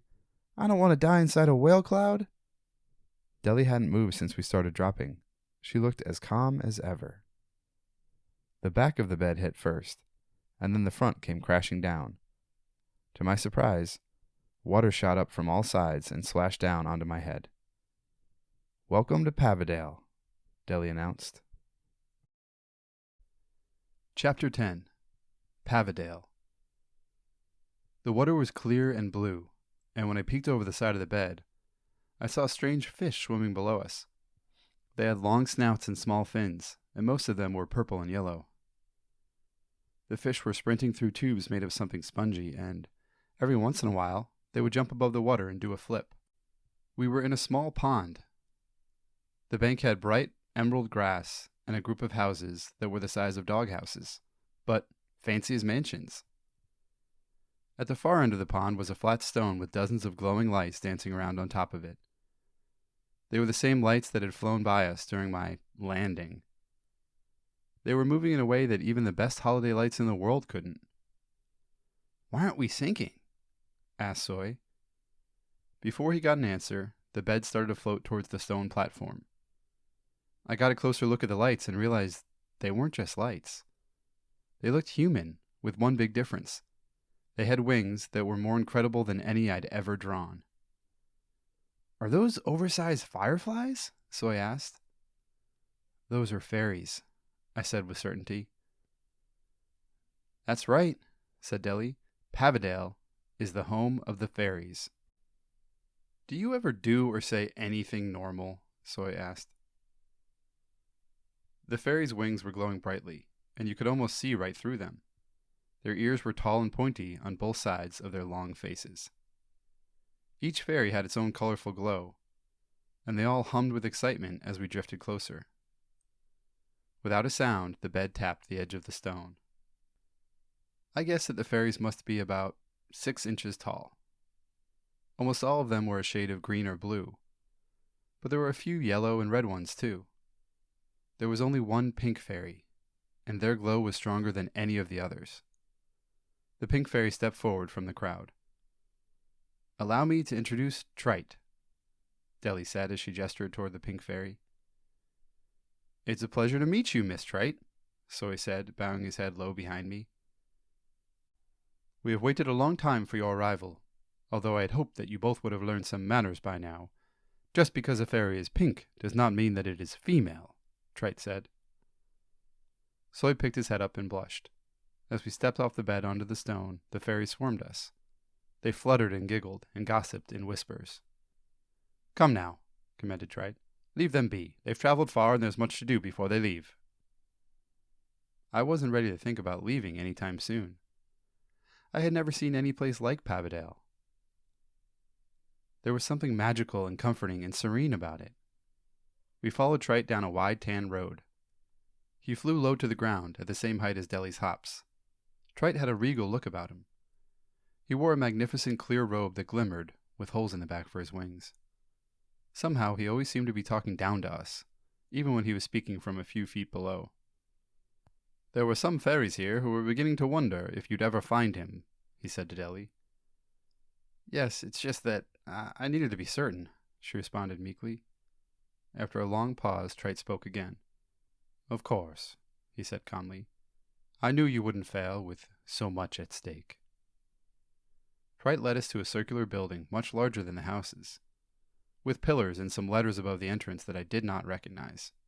As we walked through, I discovered there was no roof in the center, just an open garden with a round table and 4 chairs that looked like they were made of glass. The pond fairies will take care of your bed, although I must say we did not expect you to land so abruptly, he said to me. Have a seat and let us get down to business. Trite showed each of us to our chairs around the table. Soy was to my right, and Trite was to my left, with Deli straight across.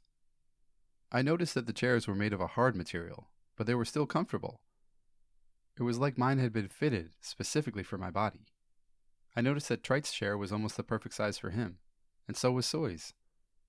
Deli's chair was the only one that wasn't the exact right size. It was even taller than mine, and she had to hop up to sit on it. These are beautiful chairs, Mr. Trite, sir. Are they made out of glass, Mr. Trite? Said Soy. Your words are more transparent than the chairs, Soy, answered Trite. Soy shot me a puzzled look. Transparent, I whispered. It means he can see right through it and knows what you're doing. Ah, Soy whispered back. I don't like him. Soy, I think he can hear everything we're saying, I responded shyly. Oh, because of those pointy elf ears? You might be right. He can probably hear Miss Weaver's lessons from here with those things. By this point, Trite was glaring at Soy. Miss Weaver isn't teaching right now. She's on break, Trite said. I looked at Trite and wondered if he was being serious. His face hadn't changed, and, besides that, Trite didn't seem like the type of fairy who was known for joking around. Although, to be fair, I could count the number of fairies that I knew on one finger. How do you know what Miss Weaver is doing right now? I asked.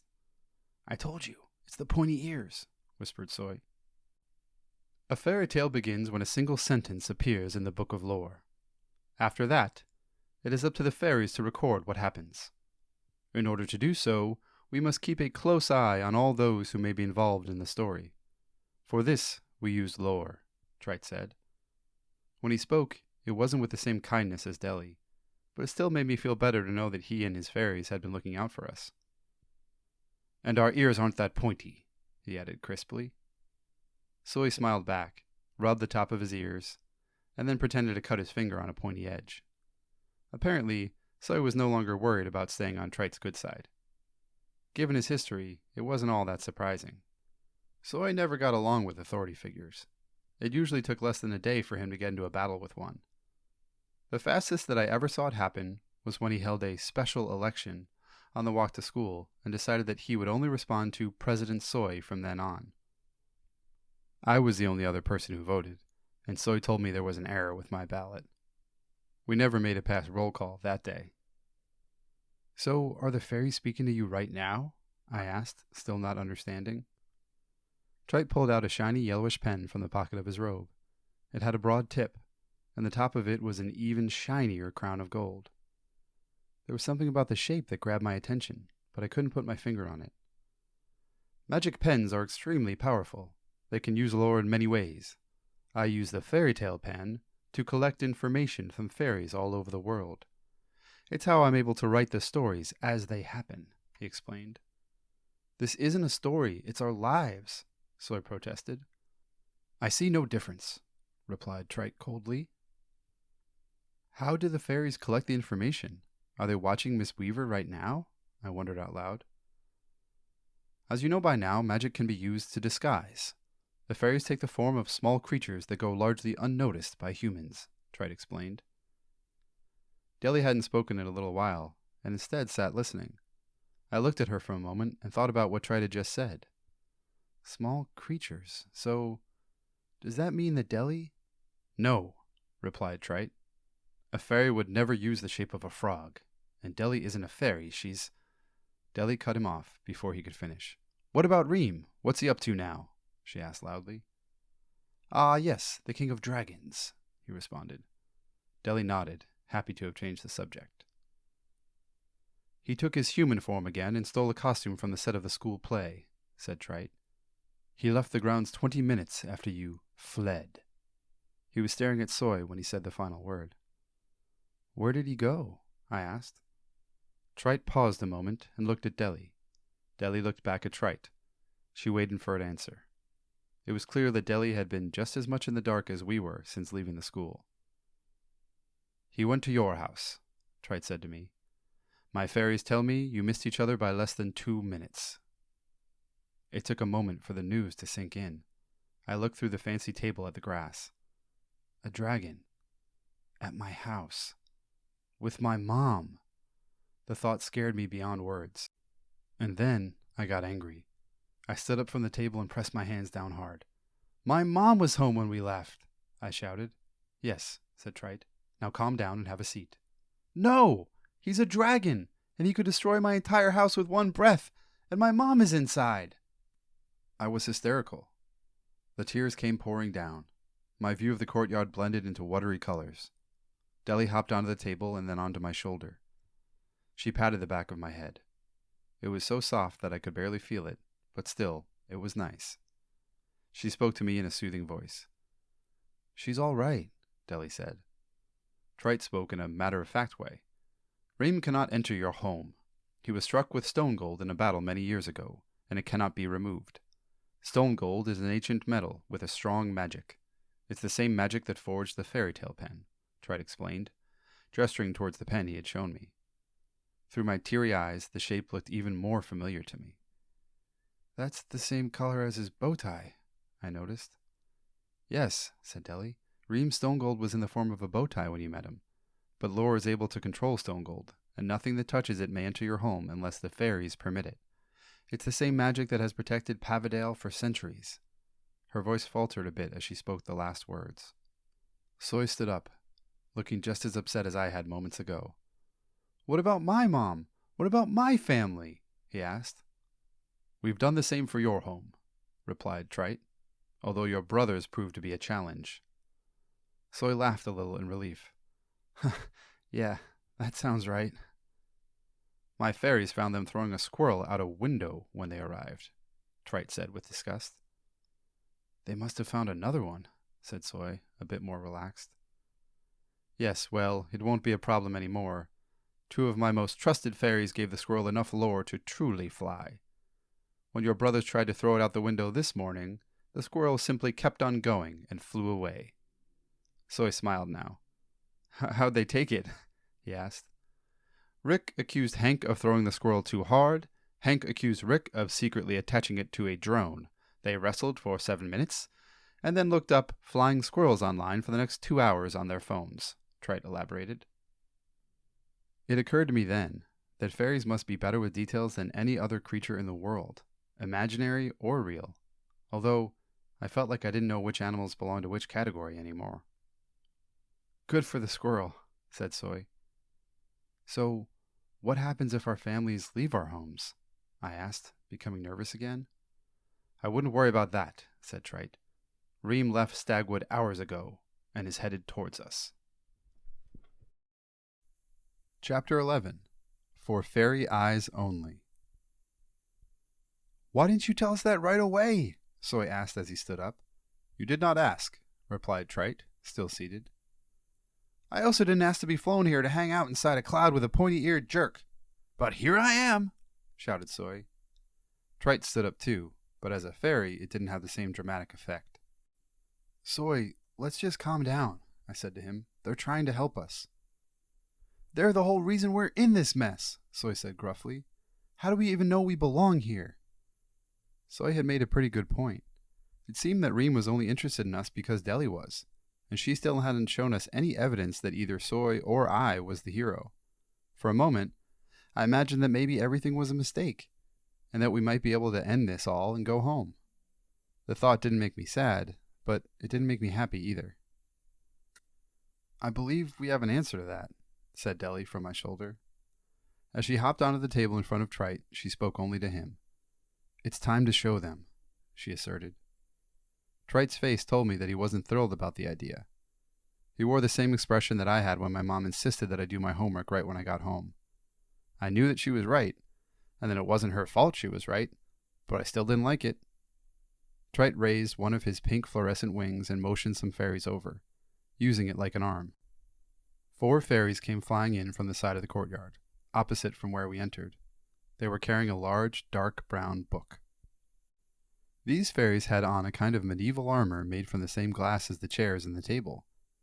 The book they were carrying was thicker than a dictionary, and wider. It was the kind of book that Soy would have openly protested if we had been assigned to read it for our class. He once protested that making kids read anything over 100 pages was technically illegal, but he never found the proof to support it.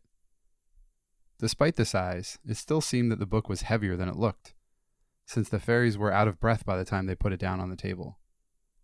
Trite chewed them away with his wing, and they disappeared straight up and out of the courtyard. When the fairies left, Soy and I stood up at the same time to inspect the book. It was a dusty, run-down book. But something about it was beautiful. There were no words on the cover, and it was hard to say whether they had rubbed off or they were just never there at all. A buckle with a lock ran horizontally across, made of the same strange yellowish gold that I now knew. Stone gold? I asked. Yes, said Trite. Only a magic pen may write in the Book of Lore, but it does not hurt to be safe. Why would anybody want to mess with the book? Asked Soy. The Book of Lore chronicles every fairy tale throughout history. Changing them would change the fate of the world, answered Trite indignantly. Soy didn't bother responding this time. All 4 of us gathered closer, hovering over the book as Trite held up his shiny pen. Without a word, he turned it over, placed the crown top inside the stone gold lock, and turned it. The buckle surrendered, opening up with a low hiss. I thought the pages smelled like pine trees, but didn't say it out loud. Trite began flipping through the book, and it was hard to see the words. Whenever I did catch a glimpse, the writing was hard to focus on at first, but then got more clear. The words were written in fancy, old-looking letters. Soy was poking his head even closer. It's in English, he said. I thought it might be in fairy or elvish or something weird like that. Trite glanced at Deli, then back to the page. It was obvious from his voice that he was agitated. It's not English. The fairy tales in the Book of Lore appear in the first language of whomever is reading it, he said. That's English, said Soy, pointing at the book. Soy, to you it's in English, but to someone else it may be in French or German, said Deli. If it was in French or German, I wouldn't be able to read it, Soy explained simply, so that's how I know it's in English. Trite let out an unfairy-like grunt and continued flipping through the pages while he spoke. The characters in these stories had their fates sealed by the outcomes written here, but there is one fairy tale that remains unique. Ream's first fairy tale. He was part of a different fairy tale? I asked with surprise. That seemed like a big deal to me. Yes, Trite replied. When a hero or heroine defeats a villain, their story and their fate are sealed within this book. All of the rile of those who were defeated, all of their magic, is confined within the book so that they may never use it again against the world. And every villain inside the Book of Lore was defeated, save one. Ream, I said. Yes, replied Deli. Instead of defeat, his tale ended with an escape. That is why he was able to hold on to his rile. He was injured, pierced with stone gold to be exact, Trite said as he slowed his page turning. And once stone gold pierces you, it may never be removed or covered. That is why Ream always has a piece of stone gold visible, regardless of his disguise. But nobody has explained yet why he's after us, said Soy. We didn't do anything to him. You're not a patient child, are you, Soy? Asked Trite in a half-question. And you don't own a bookmark, rebutted Soy, not at all in the form of a question. Trite turned one last page, then covered it with his fairy hand, unleashing a slew of pink sparkles that shot out to conceal the center. He spoke only to me. This is your fairy tale, and this is the reason that Ream is after you. It may be the last fairy tale that is ever written. All the fairy tales that came before it, and all the creatures inside of them, are at stake. It offers Ream and the forces of Rile a chance to change their fate. But why are you calling it mine? I asked shyly. Deli looked up at me. Because you are the hero, she replied. Trite moved his hand, and the sparkles flew away. Written on the page in 1,000 languages, but in English to me, was the title, The Boy and the Flying Bed, and underneath it there was a small drawing. It was the same one I had been drawing when I noticed a frog staring at me from behind a window. Chapter 12. Plans. The drawing in the book was the same shape that I had dreamt about, and I finally realized what it was. Is that supposed to mean something to me? Asked Soy.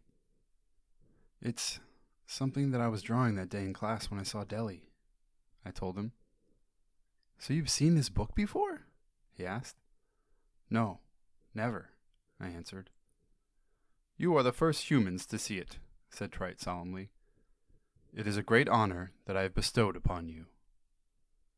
Well, we deserve to be bestowed, said Soy, clearly not sure what the word meant. So what do the rest of the pages say? He asked. Trite closed the book with surprising strength.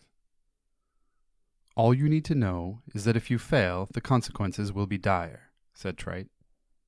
Okay, but I feel like we're missing something major here, Soy stated. What do you mean? Asked Deli. So, Ream's the villain and he's the hero, Soy asked as he pointed at me.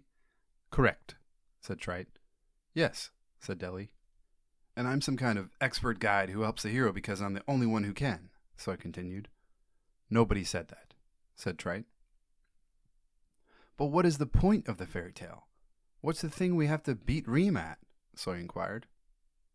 Soy asked the one question that I'd forgotten to ask. There was always a reason for the fairy tale. Sometimes a giant was terrorizing a village, and sometimes a kingdom was under siege by a witch, but it was always something. What was it that Ream wanted? Why was there a fairy tale at all? I'm curious too, I said, and that title doesn't seem to help. Deli jumped on top of the book in a puff of shiny dust. Her head was low as she spoke. Ream didn't escape his fairy tale by chance. He knew things that helped him, things that he shouldn't have known. Somebody helped him then? I asked. We believe so, said Deli. Some believe so, said Trite, glaring at Deli. What we know for sure, she replied, is that once he escaped, he set out to find the one thing that could make him more powerful. What is it? asked Soy. Some kind of magic wand? No, said Trite. Then he turned to Deli and me. Why do you let him guess so much? He's terrible at it. Hey, Soy yelled. I can still hear you. Regular-sized ears work too. How would you like it if I turned you into a newt? Said Trite, staring angrily at Soy. Trite! Exclaimed Deli. Trite immediately got back his composure and confessed. I'm sorry, he just draws my ire. Yeah, well, you should really work on that, said Soy. I spoke up. It's the pen, isn't it? Soy looked up at me, puzzled. That shape in the book, in the shape that I was drawing in class. It's a symbol for your fairy tale pen, isn't it? I asked Trite. A pen, Trite answered, but not mine. He lifted the pen up to show us more details. As he spun it, I saw the stone gold shimmer and spin like it was alive. It was mesmerizing. Soy had done battle with a hypnotist once at a birthday party. She made the mistake of picking Soy to be the volunteer, and it all went downhill from there. By the time Soy was selected, he was already convinced that he could hypnotize the hypnotist. We watched them try to hypnotize each other for about a half hour. Her with techniques that she had learned over the years, and him with exaggerated movements and words like abracadabra. When she finally asked him to sit down, Soy commanded her to sit down instead. That lasted another 5 minutes. But even Soy was entranced with the spinning pen. Trite explained as it spun. Before time was time, there was a king of the mountain. He ruled the world along with his brother, the king of the valley, and his sister, the queen of the sea. But the king of the mountain wanted to rule alone. An advisor, a fairy himself, told the king of the mountain about two hidden wells of legend. One held all of the good magic in the world, the ancient well of lore. The other held all of the evil magic, known as the well of rile. The fairy told the king of the mountain that if he could control these wells, he would become more powerful than his brother and sister combined. That very day, the king of the mountain enslaved his entire kingdom, magical and non-magical creatures alike, charging them all with finding the wells. It was a group of 8 dwarves, being the most skilled at digging, who found the wells deep within a mountain.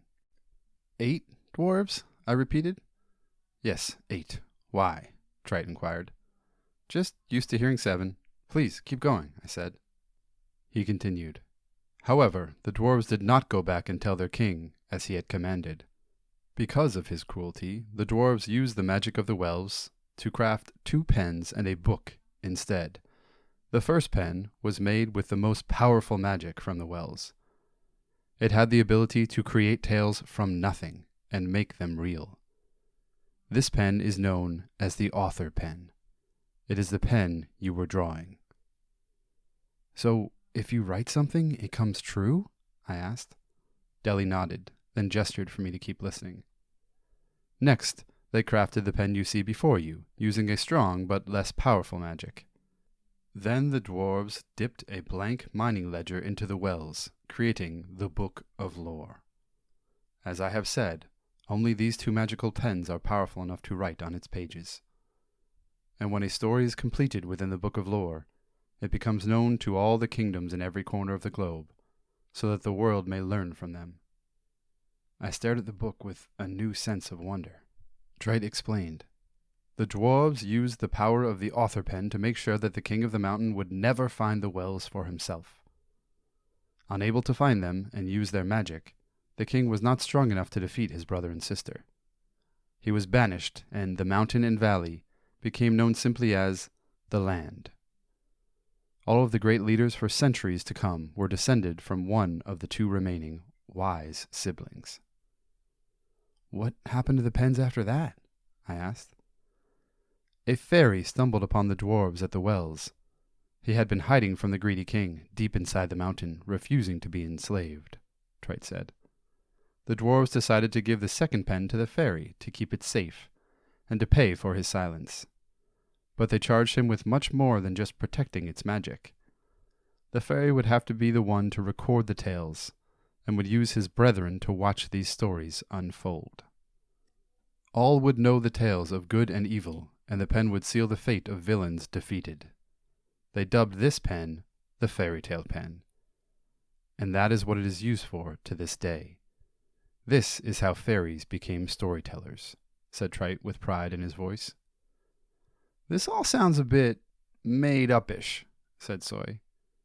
I assure you, every word of it is true, said Trite firmly. Suddenly, I understood why Trite was taking all this so seriously. You're the fairy in the mountain, aren't you? I asked. I am, he said. The one who is hiding? Soy asked me in the same way he asked me about characters in movies, during the movies. Seems like it, I whispered. Soy looked triumphant when he whispered back, hiding. And the author pen? Did they give that to you as well? I asked. Trite shook his head. I tried to convince the dwarves to let me care for it as well, but they kept it buried in the mountain. They had decided that no creature should hold both, and used the pen to make it so. I am blocked from finding the wells again, and their story is concealed by magic in the Book of Lore. Instead, they left us with this poem engraved on the inside cover. Trite flipped to the front of the book and pointed to the gray inside cover. As the words settled into English, we read, "One pen we place in fairies' hands, lest history be lost. One pen we keep inside these buried wells at any cost." If ever there is dire need to find the author pen, a hero true of mind and heart will hold it once again. Find the hero's mark, and you will make the quest begin. He alone can reach the wells and find the pen within. Two guides to aid, an expert on the foe they soon will face, a second known for loyalty, nobility, and grace. But such a heavy burden, beg the hero to beware. To write more of their fate in ink, we dwarven do not dare. I read the poem 3 times, trying my hardest to remember every word. Nobility and grace, it's like they knew me, said Soy. Yes, speaking of that, said Trite to Deli. It's him, she said immediately. He's the companion. I've seen the loyalty part, the rest will come in time. Trite resigned himself and got back to us. So you see, the author pen was locked in the mountain and nobody but the hero can get to it. That's why we need you. Then there's one thing that I still don't understand, I interrupted. Where's the dire need? What do you mean? Asked Ellie. If this hero is me, then I'm the only one who can find the pen, right? So why did the fairy tale need to begin? Ream can't get it without me. So where's the urgency? Why not leave it there? Deli's face turned pale. Well, pale green. Ream is taking fairies. He's what? Asked Soy. Trite replied with a purposeful voice. For years now, Ream has been taking fairies from us. Some he converts into spies, and others, well, we don't know what's happened to the others. You see, that's why we need your help, said Deli with emotion in her voice.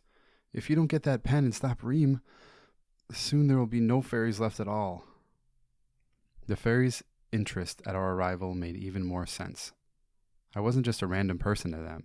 I was supposed to be their hero. At that moment, I knew that's who I needed to be, whether I liked it or not. Let's not waste any more time then. If I'm the only one who can stop Ream, then I'd better get to it, I declared. Suddenly, the pen glowed brighter, and Trite started flipping through the pages of the book again, settling back on the last story, my story. He scribbled down some words, but covered the rest of the page. Look at that, Deli said, looking over the page with an enormous smile. It looks like the hero has finally taken his place in the story. There it is, shouted Soy. There's your name. The line read, Within Pavidale, the meeting of the four had concluded. So began Cal's quest for the pen. Chapter 13. Road Trip. It was time to go. Still, I wanted to know as much as I could from the Book of Lore. Can we see Ream's fairy tale? I asked politely. Trite shut the book swiftly again. I'm afraid not, he answered. The story is not yet completed, and I've already shown you too much. It's time to go. Deli agreed. Trite escorted us out the back of the garden. As we passed under another ornate archway, we stepped onto a path made of stone. It led us to a wooden platform near the edge of the cloud. From inside, the cloud had slightly blue color to it, like a lighter shade of sky. Every once in a while, a fairy would fly in through the cloud wall onto the platform, and the spot where they entered shimmered with orange for a moment. I figured that this must be the right way to enter Pavidale. I felt even more embarrassed that I had entered by dropping my bed into a pond. But, in fairness to me, it's not like there was a sign. On the very edge of the platform, my bed was waiting, fully restored to its normal, dry self. Even our backpacks were there, looking as full as ever. A few fairies were still working on the bed, using instruments and contraptions I had never seen before. I wished that I could inspect them closer up. Wait a second, we're going back on the bed? So I asked. The bed knows where the mountain is, Deli said. Well, there are planes and cars and boats too, and they know where things are when you tell them. It's called GPS, he responded. And do you know what GPS stands for? She asked. Soy looked at me. Global Positioning System, I whispered softly. Global Position Sanctity, Soy boasted. Deli smiled. Close enough. And to use it, you need an exact location. Nobody knows where the mountain is without magic. That's why only a vessel using lore can find it. Deli hopped on the front of the bed, and I followed behind. Soy climbed up slowly in protest. Ask anyone who's not a magical frog. Planes are better than beds, he mumbled. I told you I'm not a frog, she said. But you haven't told us what you are, and frog is still the most obvious choice, Soy argued. It was the same logic Soy used with me many times. When I had a secret that he wanted to know, he would make a guess that was ridiculously wrong and then assume it was right until I told him otherwise. It worked on me, every single time. I felt like Deli was telling the truth, that she wasn't a frog, but that didn't mean I was any closer to knowing what she was. Trite flew to the front of the bed with impressive speed. He addressed only Deli. He doesn't have to go with you two, you know. He does, she answered, and you know that.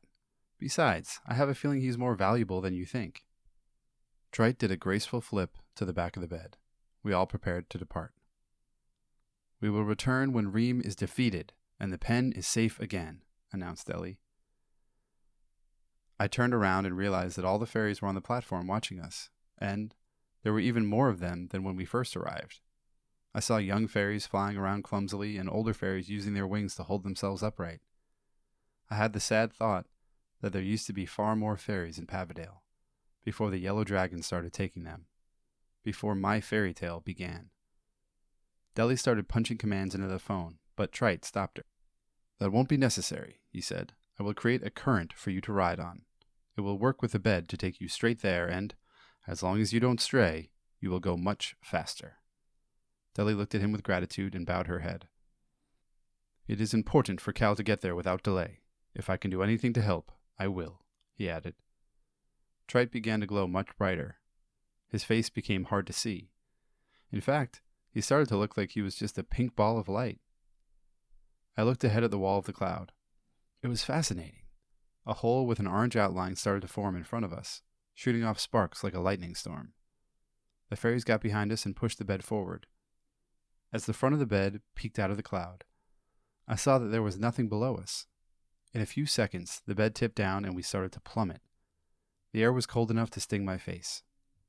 Before I could get scared and without warning, an invisible river of air caught us from below and quickly carried us away. I turned to see the cloud one last time. The fairies were filling the hole with their faces to watch us as it closed. Trite was in front. The glow on his face began to fade as the hole finally shut. Pavidale was a special place, and I hoped that one day I would visit the home of the fairies again. The wind was cutting through us, as I remembered that unless I defeated Ream, there may be no fairies left to visit. Chapter 14. Over the Seventh Sea. The current we were riding started turning red as we got further away from Pavidale. It stretched out ahead of us for what must have been miles, with no end in sight. Trite had been right about one thing for sure. We were going twice as fast as we had on our way to Pavidale. Deli tinkered with the phone and put the shield up so that we could relax. Still, it was 20 minutes before Soy and I felt comfortable enough to sit back. So, what happens when we get to the mountain? I asked. Truthfully, I don't know much, said Deli. After a few minutes, she spoke again. There are supposed to be 3 tests that you must pass before you can find the wells. What are they? I asked. I meant it when I said that I don't know much, she answered. The bed had completely settled into the current by then, and the ride was smooth.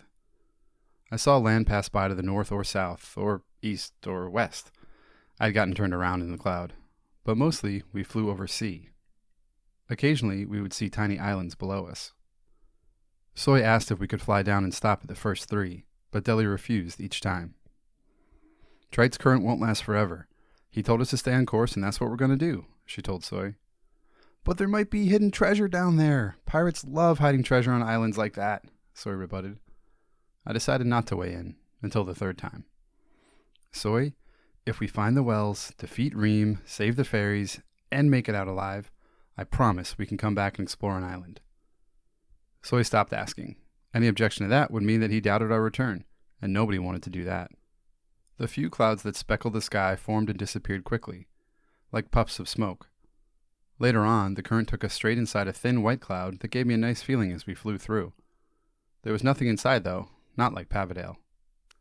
I was beginning to like clouds more and more, until I spotted a dark one. At first, it was just a black spot in the distance. We sat in awe as it grew larger and larger ahead of us. Closer up, I could tell that it was actually dark gray. There was flashing all over, like a lightning storm was raging inside. Eventually, it was almost all that we could see. I got a queasy feeling in my stomach when I recognized the shape it had taken. A ferocious ocean wave. It was a cloud filled with rile. Deli? I asked. Can we get off the current now? Deli jumped to the controls and began pushing buttons. I didn't notice anything change. She started pushing them more frantically. Nothing happened. I tried grabbing the wheel, but it was glued to the bed and wouldn't budge. What's going on, Deli? Soy screamed as the wall of darkness loomed. It must have been the largest storm cloud I had ever seen.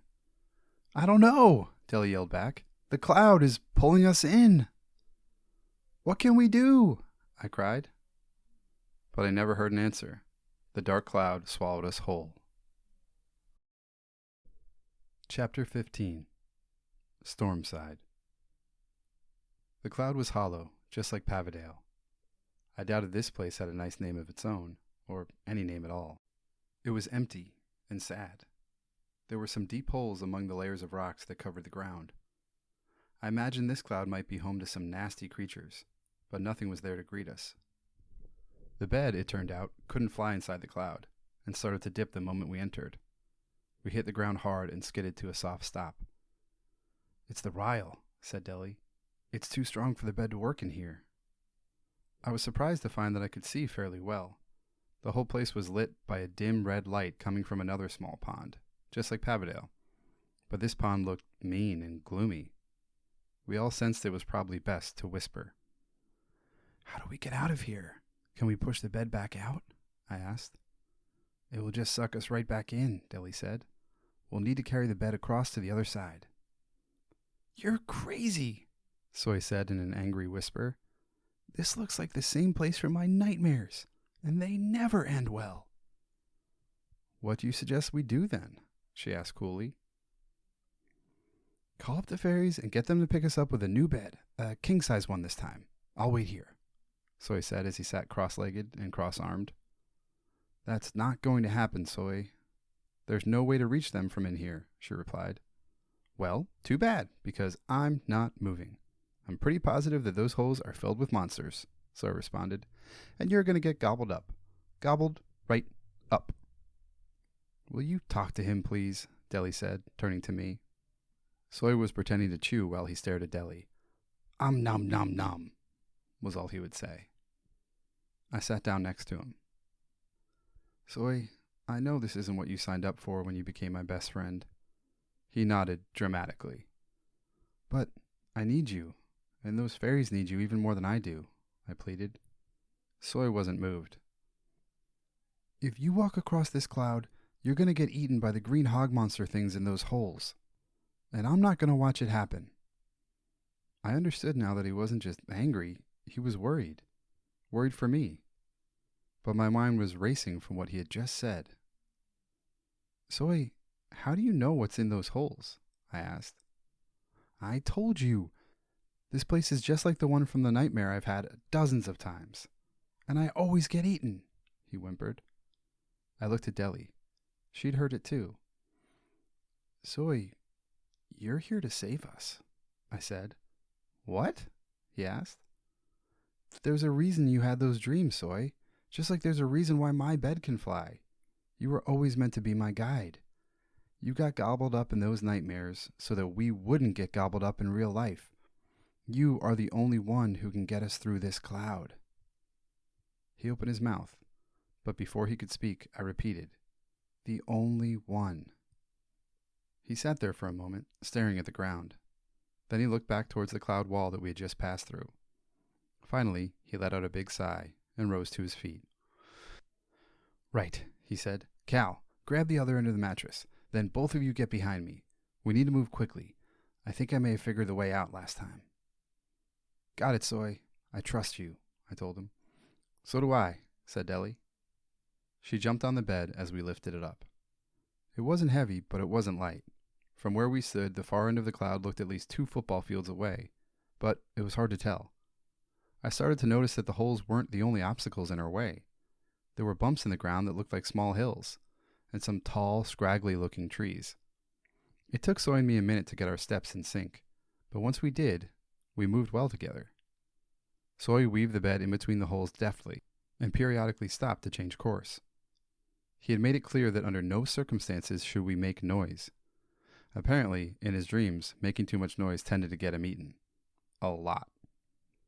At that moment, in the dark cloud filled with rile, with monsters sleeping below our feet, Soy was leading us. And he was doing it well.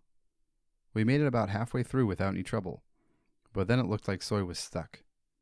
There were 3 large holes in front of us, and a few trees to our right. I spoke softly. "What is it?" I asked. "I've seen these holes before," he whispered back, "and I've never gotten past them. There are hog monsters in each one. The middle one has the biggest." He turned to face me. "Bigger than a truck." Deli and I sat patiently while Soy planned our next move. He motioned for me to turn the bed on its side and led us to the skinny trees. As we squeezed between them, Soy and I were careful not to touch a branch. I looked closely at the lowest one and realized the true danger. What I thought was a leaf wasn't a leaf at all. It was a sleeping animal. It had long claws that wrapped around the branch 3 times, and its wings came together to form a flat surface that made it resemble a humongous leaf. It wasn't just this one creature that worried me, really. It was the 500 more that were sleeping above it. Once we passed through the trees, we came to a low, rocky hill. It was steep enough to make me tired, and Soy was getting winded too. When we got to the top, we had no choice but to rest for a minute. At the far foot of the hill was another hole with 2 more trees, larger than the batch we had just passed. It would be difficult, but we could make our way through it if we were careful and took our time. Soy lay down on the bed while Deli took a moment to take stock of how much ground we had covered. I was the only one looking forward, so I was the first one to see the light. It wasn't like any other light inside the cloud. It was a dull yellow glow coming from inside the hole at the bottom of the hill. But I knew that it wasn't actually yellow. It was stone gold. "Soy? Deli?" I said with a tremble. "Look!" They turned in time to see Ream fly up from inside the hole, spreading his wings. He had found us. I hadn't seen his full body in the school. The auditorium wasn't large enough for him to show his full form. Ream's wings were larger than I could have possibly imagined. He was the king of dragons, and I was frozen in fear. My heart beat out of my chest. My legs locked in place. I felt smaller than I'd ever felt before. Ream flapped his wings and sent a tornado of wind towards us.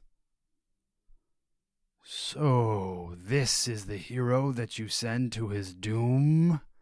bellowed Ream. "The boy named Cal?" He bared his teeth and looked at me with a glint of gold in his eyes. "You will not touch him!" shouted Deli. "You will not speak his name!" She jumped in front of me, trying to shield me. She was no larger than one of his claws. As a frog, she could not protect me from a dragon. This was not a battle that she could win, but she did it all the same. I felt like I might cry. Then, without a word, Soy stepped up next to Deli, and I did. My best friend, Soy, standing between me and a dragon. Ream started to laugh, like he was happy that they had. "This will be easier than I thought," mocked Ream. "You have failed again, Delilah. Your hero cries." But Ream didn't understand. There are all kinds of tears. Some tears are for a sad rainy day, and some are too happy for just words. Some don't even tell you why they're there. But then there are tears that have fight inside them. Those were the tears that found me. I promised myself that we would be leaving that cloud. I picked up a rock and took aim behind us. There was only one hole that I wanted to hit. When I made the baseball team last spring, I practiced throwing a ball against the wall every day after school, and it was about to pay off. I squared my shoulders and feet and brought my arm back, Hurling the rock with all my strength, I watched it fall out of sight into the hole. We didn't have to wait long. The monster came barreling out within seconds. I could see why Soy had called it a hog.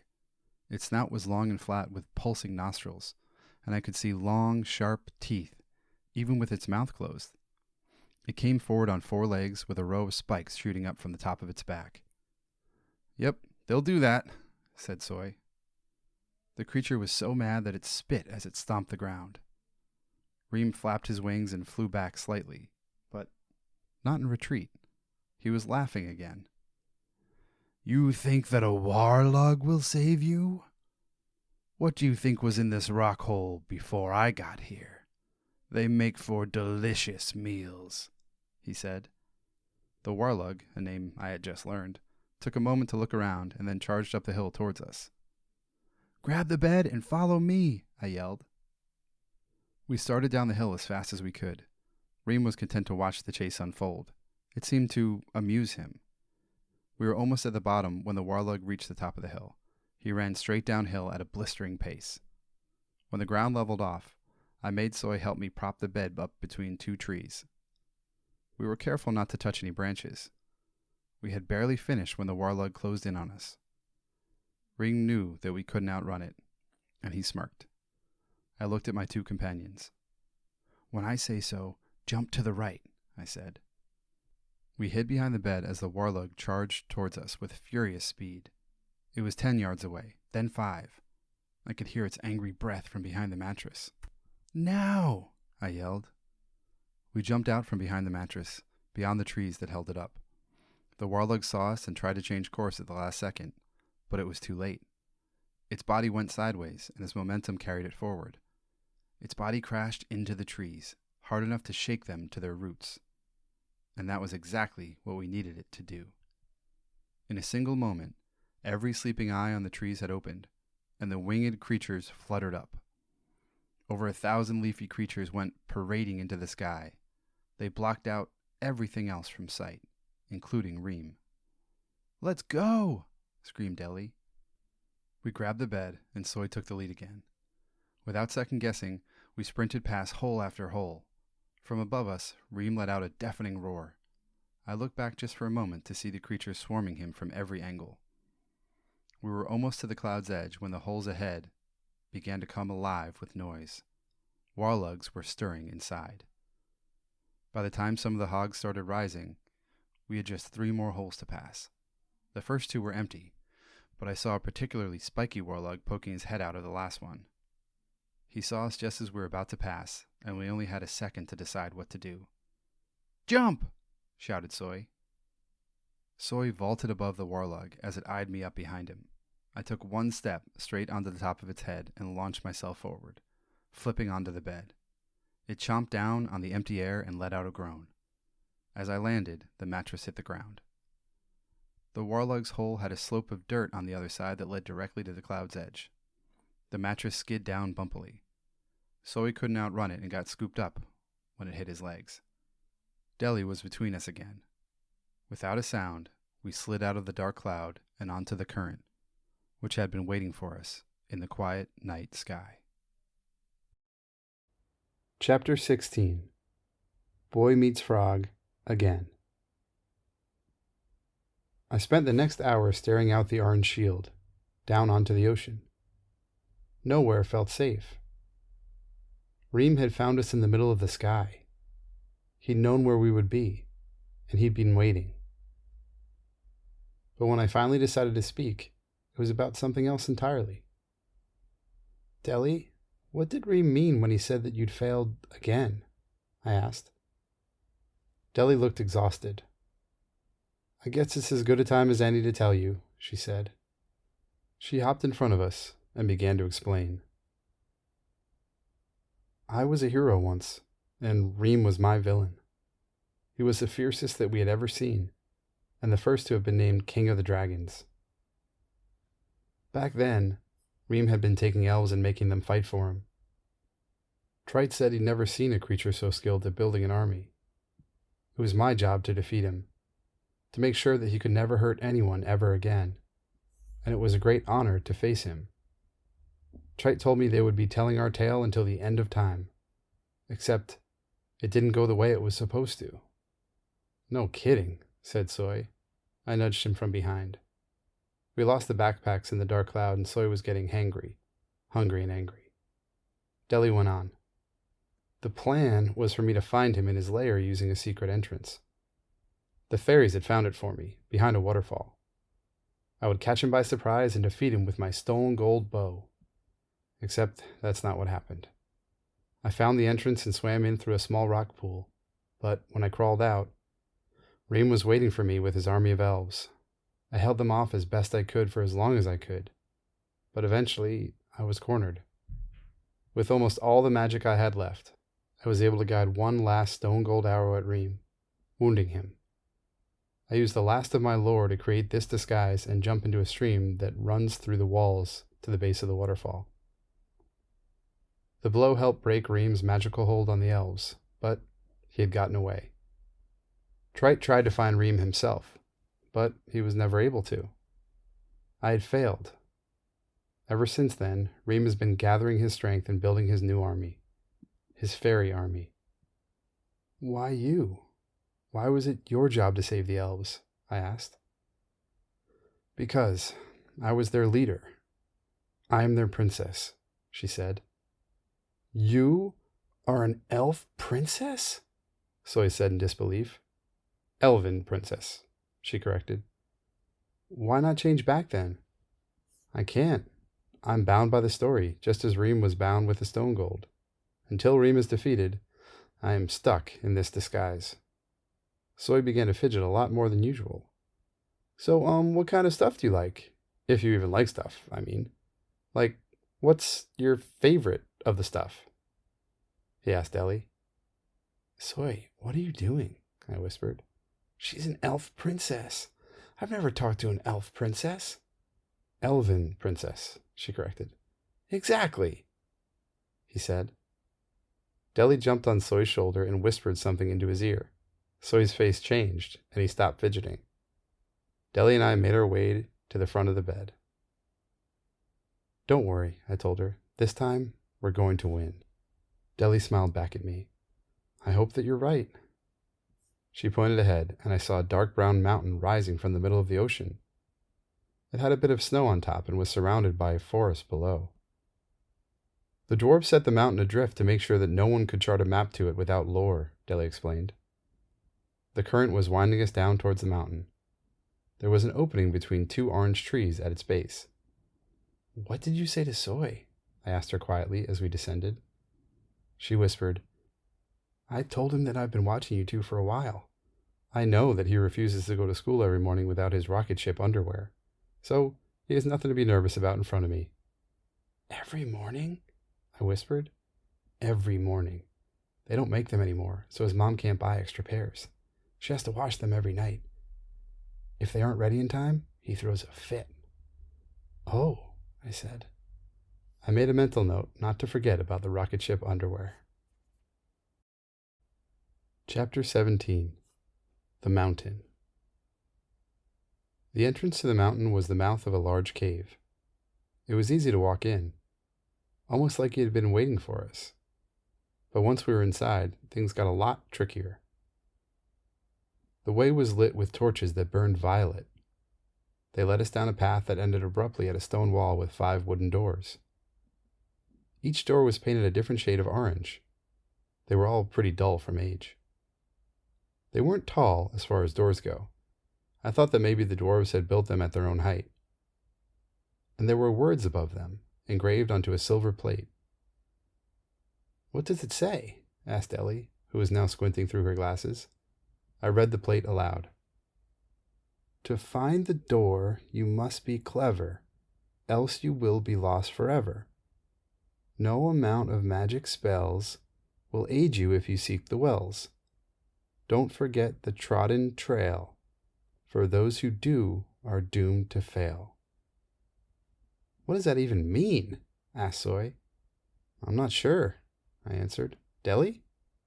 Deli was biting her miniature glasses. For a moment, I thought that I saw a shimmer from inside her mouth. It's some kind of clue. We need to find the right door to get to the wells.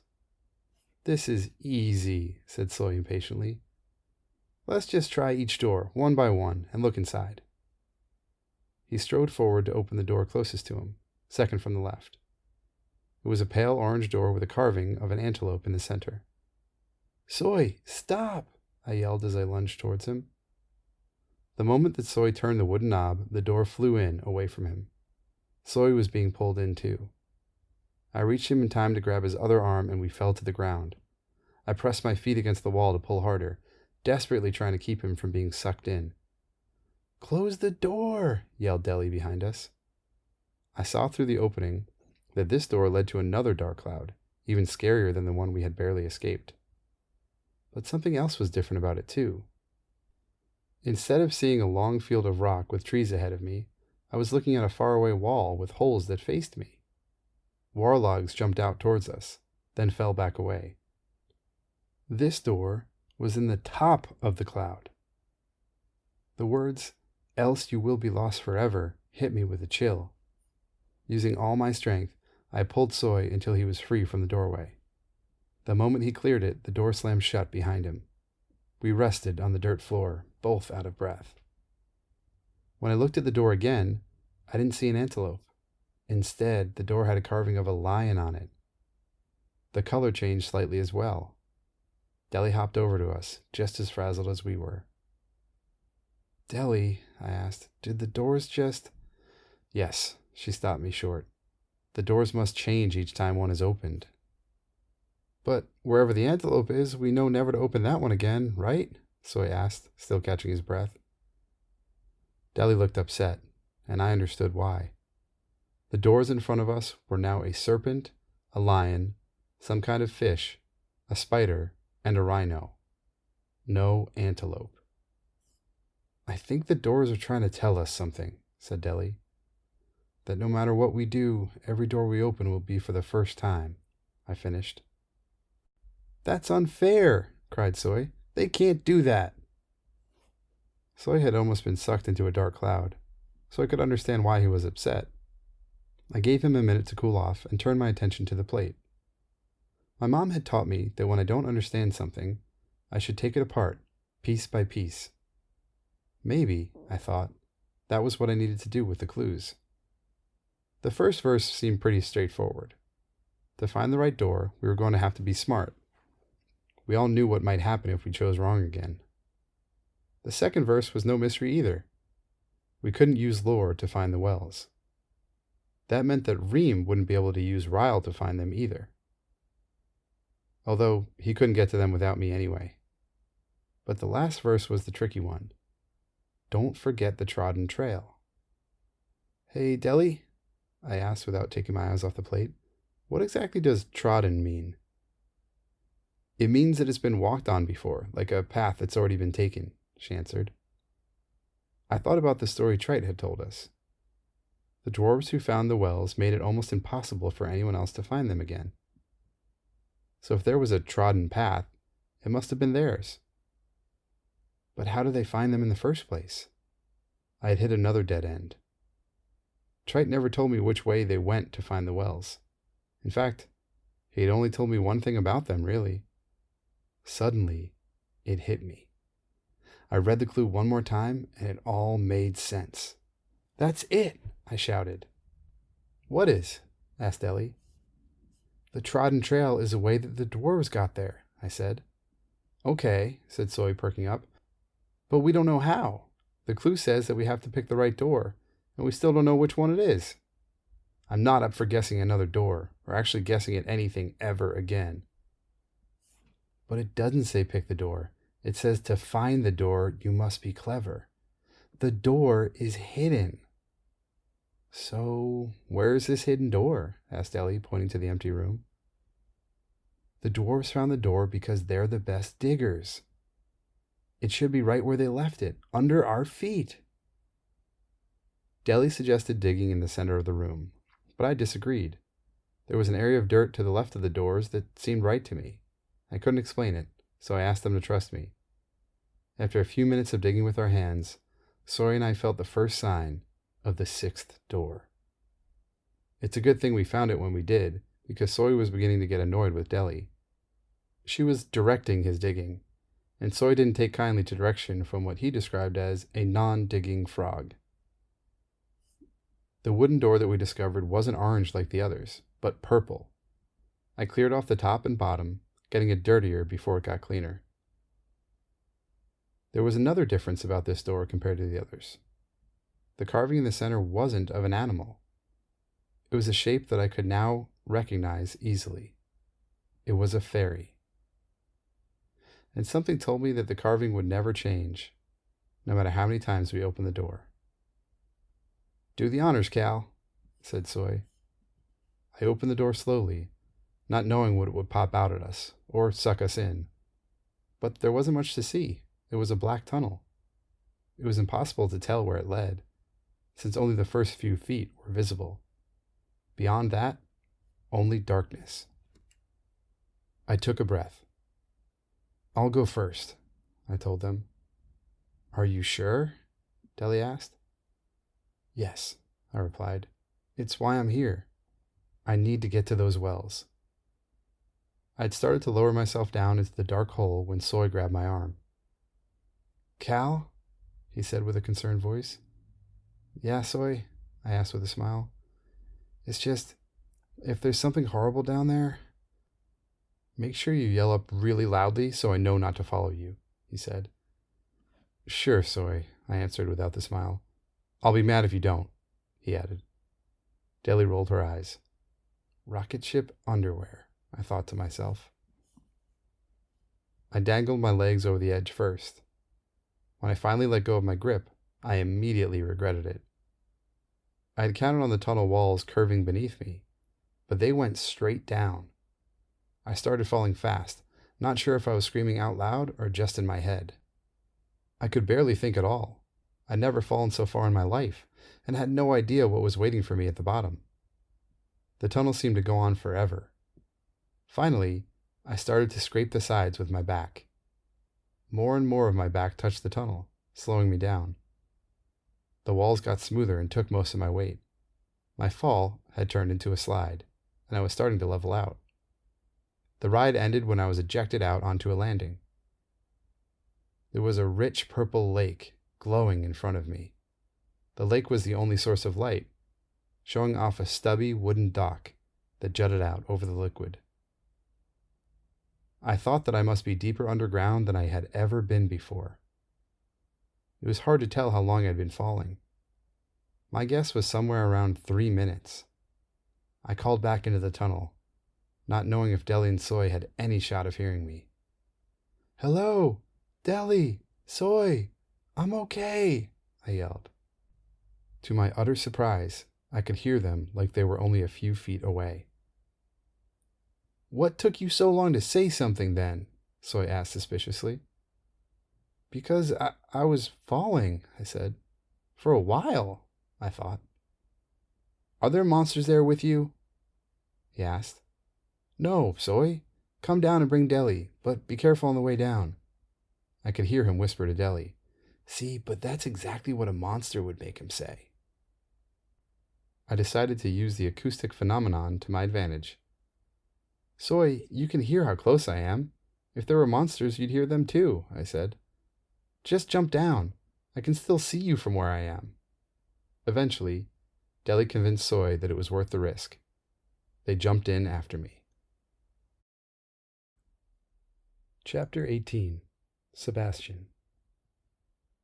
I didn't have to wonder how long the fall was after that. I listened to Soy scream at the top of his lungs for about 2 minutes before he was deposited on the ground in front of me with Deli on his stomach. She looked as though she had actually enjoyed the experience. "See now, that's the kind of fun we should be having more of," she said.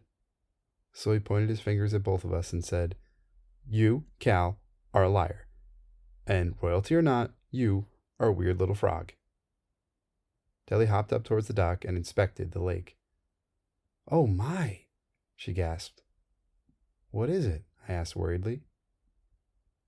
Deli replied, "This lake has ruse in it. It's the waste that's left over when rile and lore are used in large quantities. It occurs naturally, but There's a reason why it's buried so deep in the mountain. As legend goes, it turns anything it touches into food for magical creatures. What are you saying? It could transform us into dragon food? Asked Soy. Or warlug food, or troll food, or ogre food. The legend doesn't really specify, she answered. I looked across the huge lake and saw another spot of land. It was the only other one in sight. It led to a bright purple door. There, I said, pointing. That's where we need to go. Great. And did you happen to hear about the lake of death in front of us, just waiting to turn us into a Cal and Soy smoothie? Soy answered with frustration. I can assist with that, someone said. The voice we heard came from the dock. A small metal boat had appeared without us noticing. It was towing an even smaller dinghy, the size of a milk crate. A thin rope connected the two. The voice belonged to a short creature who could barely see over the sides of his boat. His ears rose a few inches above his head, and his pointy snout had silver whiskers. He held a large oar that was at least 3 times his size. He stepped up and stood on the bow of the boat to reveal himself fully. The gray fuzz on his body seemed to ruffle in a breeze from the lake. There was no way around what I was seeing. This was an abnormally large talking mouse. Who are you? Asked Deli forcefully. I am Sebastien. I row the boat from this side to that, waiting for passengers, he answered calmly. Soy mouthed the word mouse at me and pointed toward Sebastien. And how many passengers have you had down here? I asked. Sebastien looked at me with his beady eyes and gave a smirk. You will be my first. You know, we're going to need to revisit the whole animals don't talk thing, said Soy to Deli. There was no way across without his boat. That much was clear. Without a word, I stepped inside. It only wobbled a little, but it was enough to make me uneasy. Sebastien held us steady by keeping his paw on the dock. Careful now. We wouldn't want you falling in, he said with a hint of amusement. We don't have a choice, I said to Deli and Soy, and there's no turning back now. He's right, said Deli, and she hopped aboard. Soy followed slowly, looking around the boat, and then staring at Sebastien through squinted eyes. Now that we were closer, I could smell the ruse. It smelled like raspberries that had gone bad. Real bad. In fact, if zombie raspberries were a thing, they would smell like ruse. What do you eat out here, rowing back and forth all day long? Soy asked him, still suspicious. Sebastien pushed off with his oar and began turning the boat towards the other side of the lake. The smaller boat followed behind as we moved forward. I do not require much food, he answered. Sebastien rowed us steadily out into the open water, alternating sides with his oar. And what do we owe you for the trip? Asked Deli. I hadn't thought of that. If Sebastien set a price too steep, I wouldn't know what to do.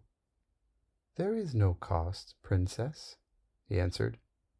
I ask only for your company. He had called Deli princess, and we had all heard it. I didn't know what that meant, but it definitely meant something. Soy was glaring at Sebastien through even smaller eyes. A few minutes later, we had reached what I thought was the center of the lake. I could tell because the light glowed brightest there, like a chandelier. Hey, Sebastien, Soy said, I've got some crackers for you in my pocket if you get us there faster. Sebastien plunged his oar beneath the surface, and the boat stopped dead. I'm afraid I can't get you there faster. In fact, I can't get you there at all, Sebastien said, turning around to face us. Hey, said Soy with concern, I didn't mean anything by it. You can row whatever speed you like. Just definitely keep rowing. I'm sorry, he replied, but there is a leak in the boat, and we cannot continue. Sebastien pointed to the middle of the boat. All of a sudden, the purple liquid started to seep into the boat from the hole too small to see. Soy and Deli jumped towards the front with Sebastien, and I scrambled to the back. The putrid smell added to my panic. The ruse was filling the boat more and more by the second. Deli jumped onto Soy's shoulders, and we both lifted our feet onto the wooden planks meant for sitting. Sebastien didn't move. "What's happening?" I shouted. "There must be something you can do, Sebastien." "There is," he said, "but only for one of you. The dinghy behind us can fit a single soul. Anything more, no matter the size, and it will sink into the lake forever." I stared at Deli and Soy from across the boat. They were scared. I was scared too. "It's got to be you," said Deli. "You're the only one who can stop Ream." Soy looked at me with a sad smile and nodded. "I know you can do it," he said. My eyes started to water. I looked at the liquid pouring in and shook my head. Then I turned to look at the dinghy behind me. Finally, I looked back at my friends. "I won't," I said, staring right at Sebastien. "I won't do it. I won't leave them. This is not how the story ends." Sebastien stared back at me with fierce eyes, then gave way to a great big smile. "Very well," he said, laying down his oar. Sebastien jumped down from his perch and landed directly in the purple pool before us.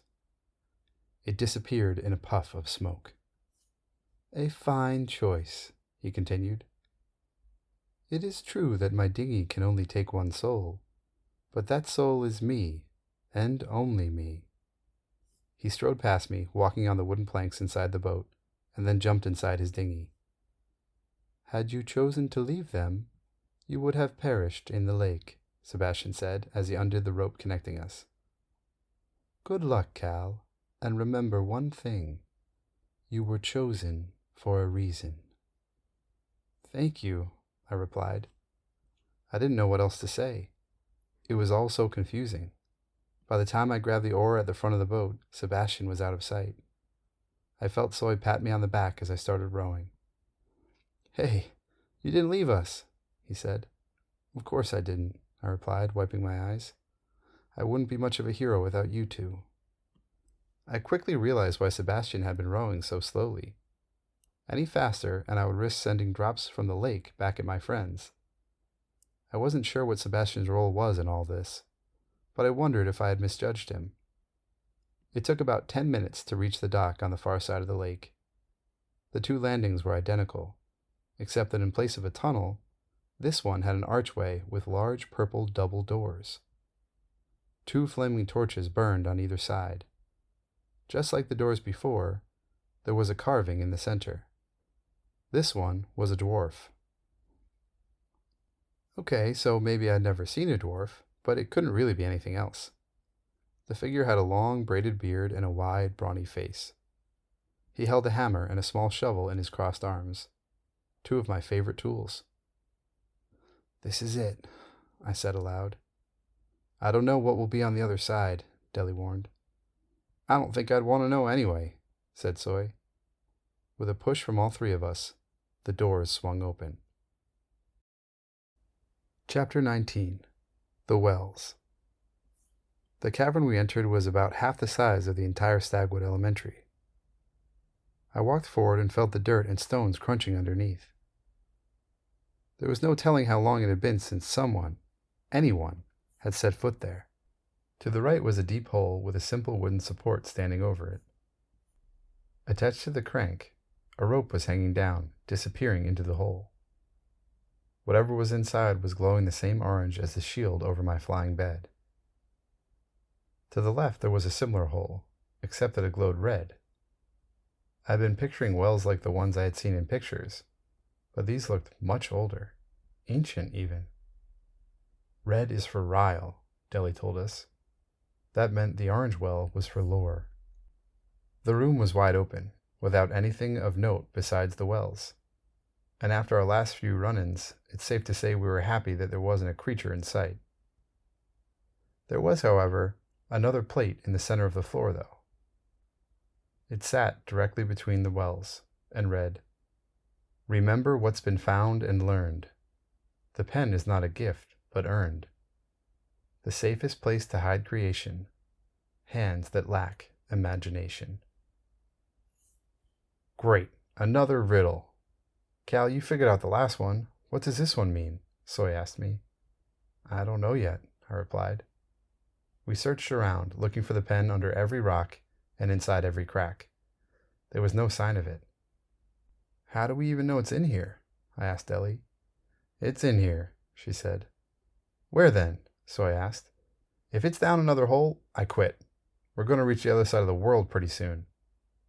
It hit me right away. Soy, you're brilliant, I shouted. I know. Why? He answered. There are 2 holes here already, and we haven't checked them, I said. Deli gave a smile. Of course, she said. I ran over to the well of lore, grabbed the handle, and started turning the crank.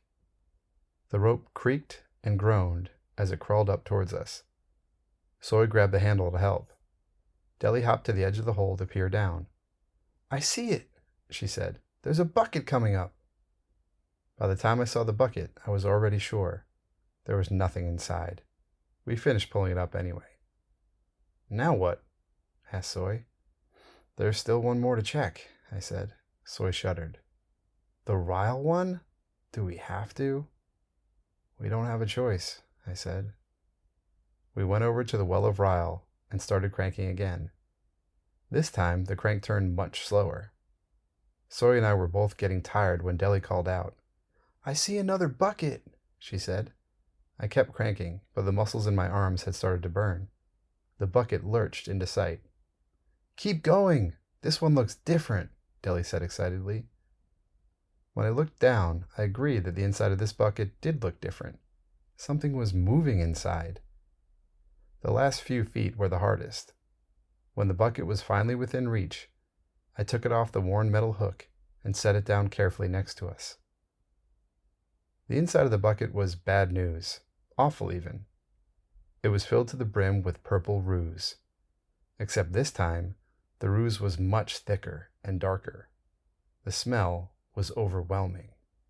More of that ruse stuff, Soy complained. This looks stronger, said Deli. The pen had to be inside. The words of the riddle floated through my head. Remember what's been found and learned. What had I learned? I had learned that dwarves like to hide things underground. Soy had already reminded me of that a moment ago, but it wouldn't help here. I had also learned that this mountain was filled with tricks, like tunnels that are long and short at the same time. And I had learned from the boat that sometimes making the more dangerous choice is the only thing that will save you. That's when it hit me. The words gained meaning, and I knew what I had to do. I was starting to like those rhyming riddles. I reached my hand inside the bucket with my right arm, past the surface of the thick ruse. What are you doing? Yelled Soy. I kept reaching until my hand hit the bottom. I expected to feel the pen, and the ruse to disappear like it had in the boat. Neither happened. Soy put his hands to his head. Take it out of there or you'll be monster food. Cal, cried Deli with wide eyes. But it was too late. The ruse started traveling up my right arm, covering it. And it didn't stop there. It oozed across my chest. It felt cold and hot at the same time. It made its way to my left arm, then down to my wrist. Get it off him, shouted Soy, batting at my arm with his hands. But when the ruse settled on my left hand, it started to condense. It was being pulled and concentrated into my palm until it formed a new shape, much smaller, more solid. When it stopped, I knew without looking that I was holding a pen. Chapter 20. The Pen and the Sword. Just as the pen appeared, we heard fluttering from behind us. 2 gray stones came alive and took off in flight out the door. What was that? Asked Soy. I think we're going to find out, answered Deli. With a great swooping noise, the low purple light from the lake was blocked by an enormous figure. The huge shiny talons on Ream's feet clinked on the ground as he landed. Ducking below the archway, he approached the 3 of us. He was flanked on both sides by dozens and dozens of fairies. The fairies looked similar in shape to the ones in Pavidale, but they were not the same. They had no color, only grayness, and moved like they were made of stone. When their wings flapped, they left a trail of dull chalk. There was no brightness or happiness about them. "So, Cal," bellowed Ream, "it seems that you've finally lived up to your story." "How did you get here?" demanded Deli. Ream slowly circled us as he spoke, kicking up dirt and dust. "Oh, it wasn't hard once you showed me the right door. I see now that it was under my claws this whole time. To think how many fairies I wasted on those other doors. Oh well," he said, leaning in closer. "They were only fairies after all." Deli was angry. "How dare you!" she shouted. "Hush now, Delilah. There are more important things to worry about, like how I will roast your new little friend if he doesn't hand over the pen." "Don't you dare!" shouted a voice from behind Ream. The moment I heard it, I knew that it was the voice of the one fairy who might be able to get us out of this mess.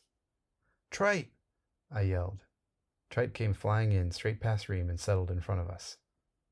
"I followed you here to make sure that nothing went wrong," he said. "Well, thank goodness you did," said Deli. "Ream was about to turn us into a meal." Trite turned with a smile and said, "Oh, he wouldn't do that. I gave him strict orders not to damage the pen." The words cut me as they settled in. "You gave him orders?" said Deli. "That's right, Delilah," Trite declared.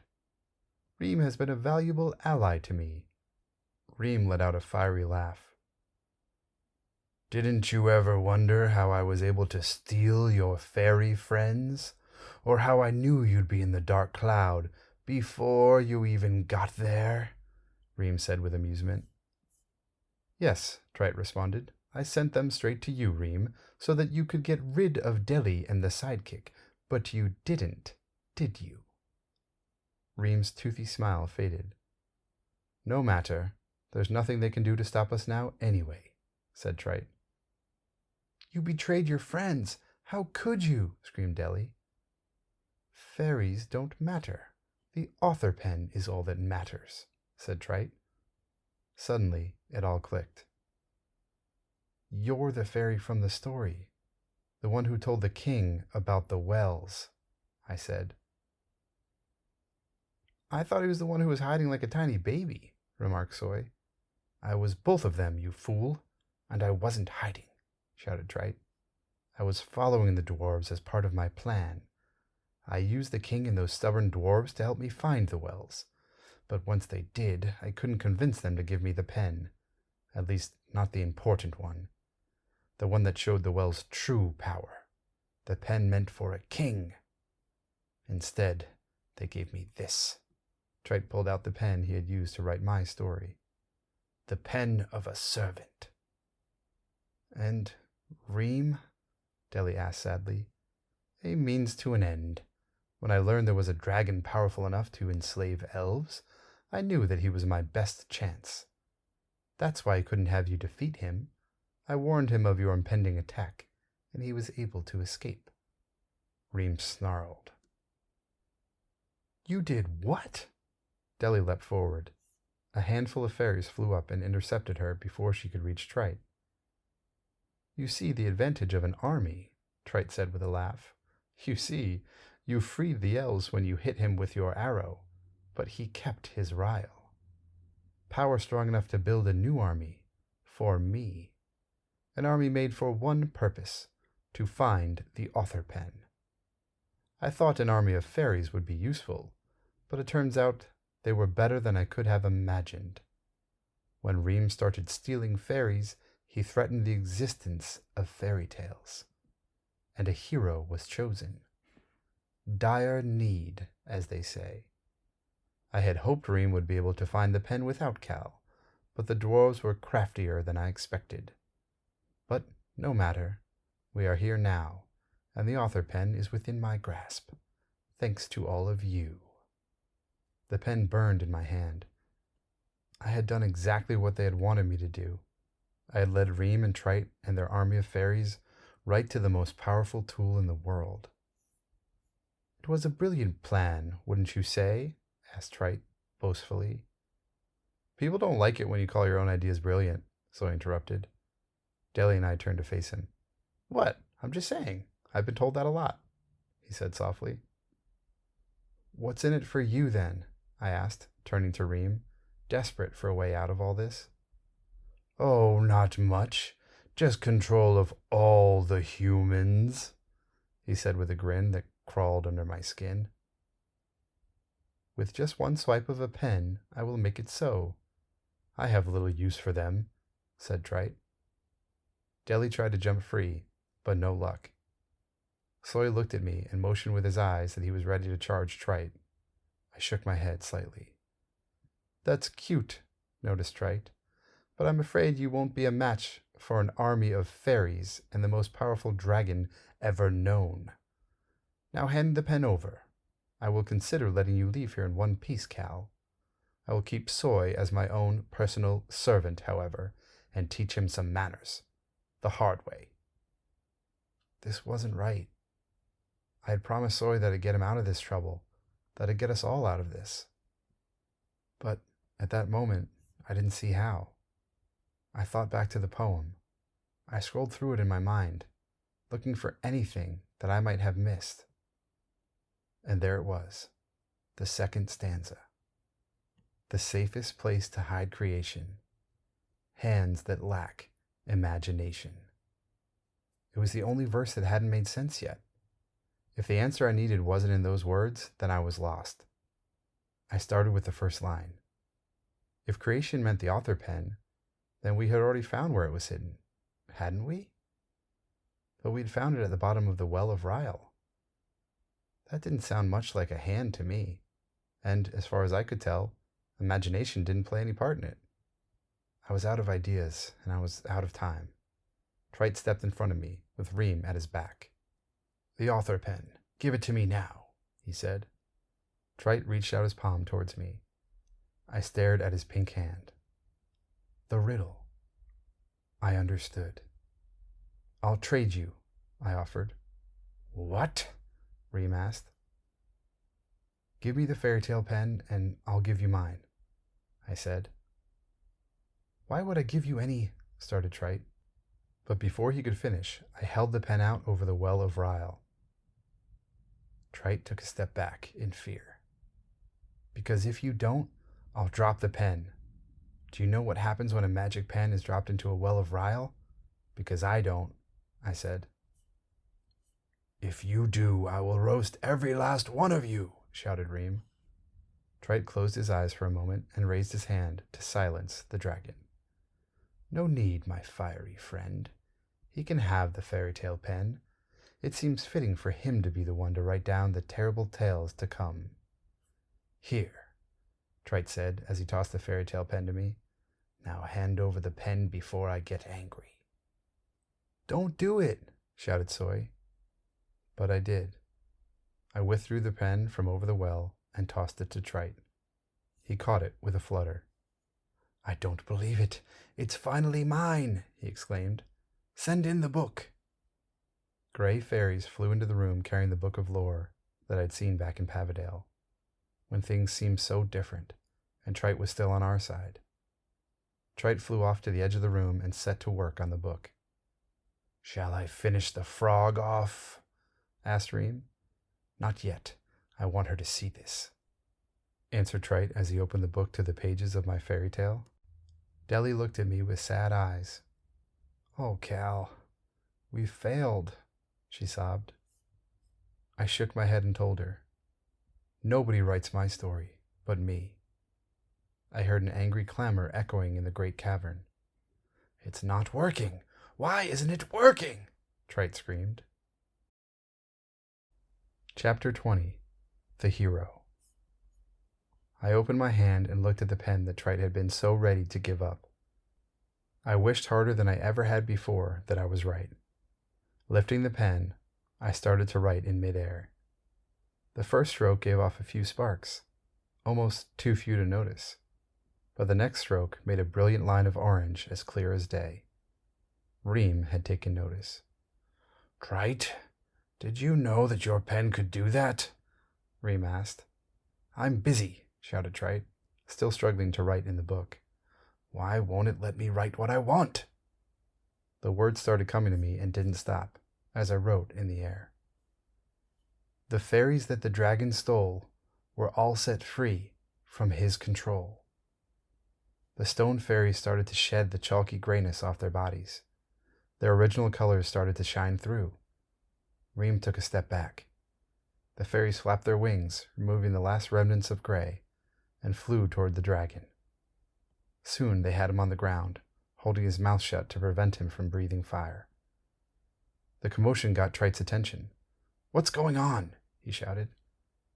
That's when he saw my words, etched in the air.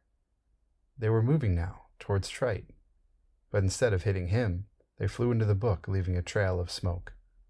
"How did you do that?" asked Deli.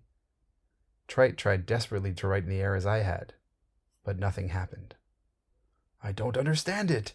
You're using the wrong pen," he screeched. "No, Trite. You are." Trite's face twisted. "What do you mean?" "I think you might find the answer in the beginning of your book," I said. Trite flipped to the first tale of the book, the one that had always been locked. But this time, with the true fairy tale pen in his hand, he was finally able to turn the pages. "What does it say?" asked Soy. Trite read the tale, with fire in his eyes, as I explained. "It tells the story of the king of the mountain and his siblings, and Trite following the dwarves to find the wells for himself." "You mean the dwarves knew?" asked Deli. "They must have, because they kept the true fairy tale pen here in the wells, the one that tells the stories of good and evil. They knew that Trite would stop at nothing to find the author pen, so they kept its identity secret." "This can't be," Trite wailed. I continued. "They hid it in the safest place they could think of, in hands that lack imagination. Your hands, Trite." "All this time I had the pen and I never knew?" Trite moaned. "Of course," said Deli. "He values power more than anything, so he couldn't fathom that the dwarves had given it to him freely. But you could," she said as she turned to me. Trite began to shake with fury. "Give it to me," he shouted, and flew straight for me. But before he could reach me, Soy stepped in front and caught Trite midair. He held him down against the ground. "You don't fly at my friend," said Soy. "It lacks manners." I quickly wrote in the air above his head. "The fairy's magic left forever." Immediately, Trite's pink glow began to fade until his skin was a pale white. "What have you done to me? You can't!" he protested. I thought for a moment, then finished the line. "Tackled by a boy more clever." Soy gave me a huge smile as he read the words. Trite spit and sputtered under him. Then I turned my attention to Ream, who was still struggling against the fairies. I wrote, "The dragon lost his breath and flight." I had written it just in time. Ream burst out from underneath the fairies and turned towards us with his mouth wide open. But only air came out. What did you do to me?" he said. In his anger, he hurtled towards me. "Never more to start a fight." The dragon stopped in his tracks. "You won't be causing trouble any more, Ream. Neither of you will," I added as I glared at Trite. I took another few moments to think, and then I started writing in the sky again. "The stolen fairies, safe and sound, those they lost would now be found." The fairies zipped out of the room towards the other side of the lake. I knew they'd be headed straight for Pavidale. And, if I had done it right, every fairy who had been sent through those dark cloud doors would be there waiting for them. The thought gave me another idea. The dragon and his fairy friend were sent away at story's end to live inside a darkened cloud, where only warlugs are allowed. All at once, Trite was flung from Soy's grip straight into Ream's stomach, who was being tugged away much slower. "This is not over," said Trite as he and Ream were dragged by an invisible force. Ream didn't say a word. He just smiled a toothy grin at me as they were swept from the room. My words floated in the air for another second, then flew inside the book. The moment they did, there was an orange flash behind me. Soy and I turned around to see that Deli was the source of it. She had changed. She was no longer a frog. In fact, she was about as far from a frog as you could get. Deli was a tall, pretty elf with long dark hair and pointy ears.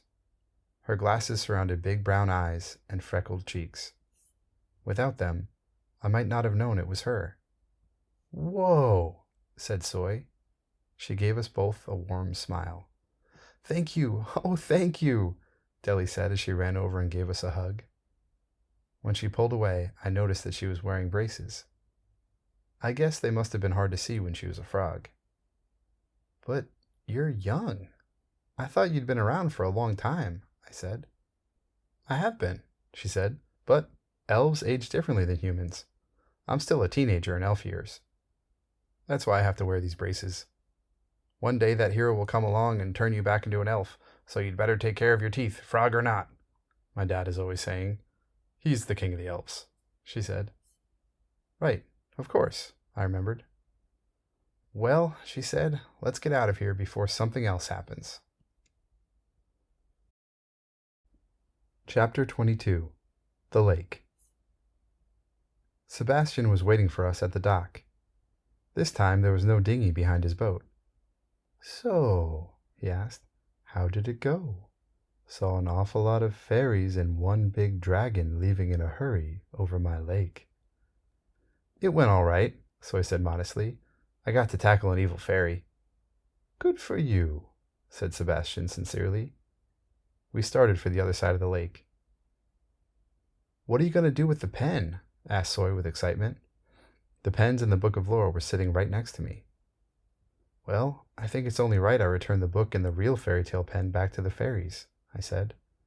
"No, not that pen. I mean the author pen. You can use it to create anything you want. You saw what it did back there." Soy was getting more and more animated as he spoke. "I hadn't thought about it," I answered. "Instead of just doodling, you could be creating entire cities, kingdoms.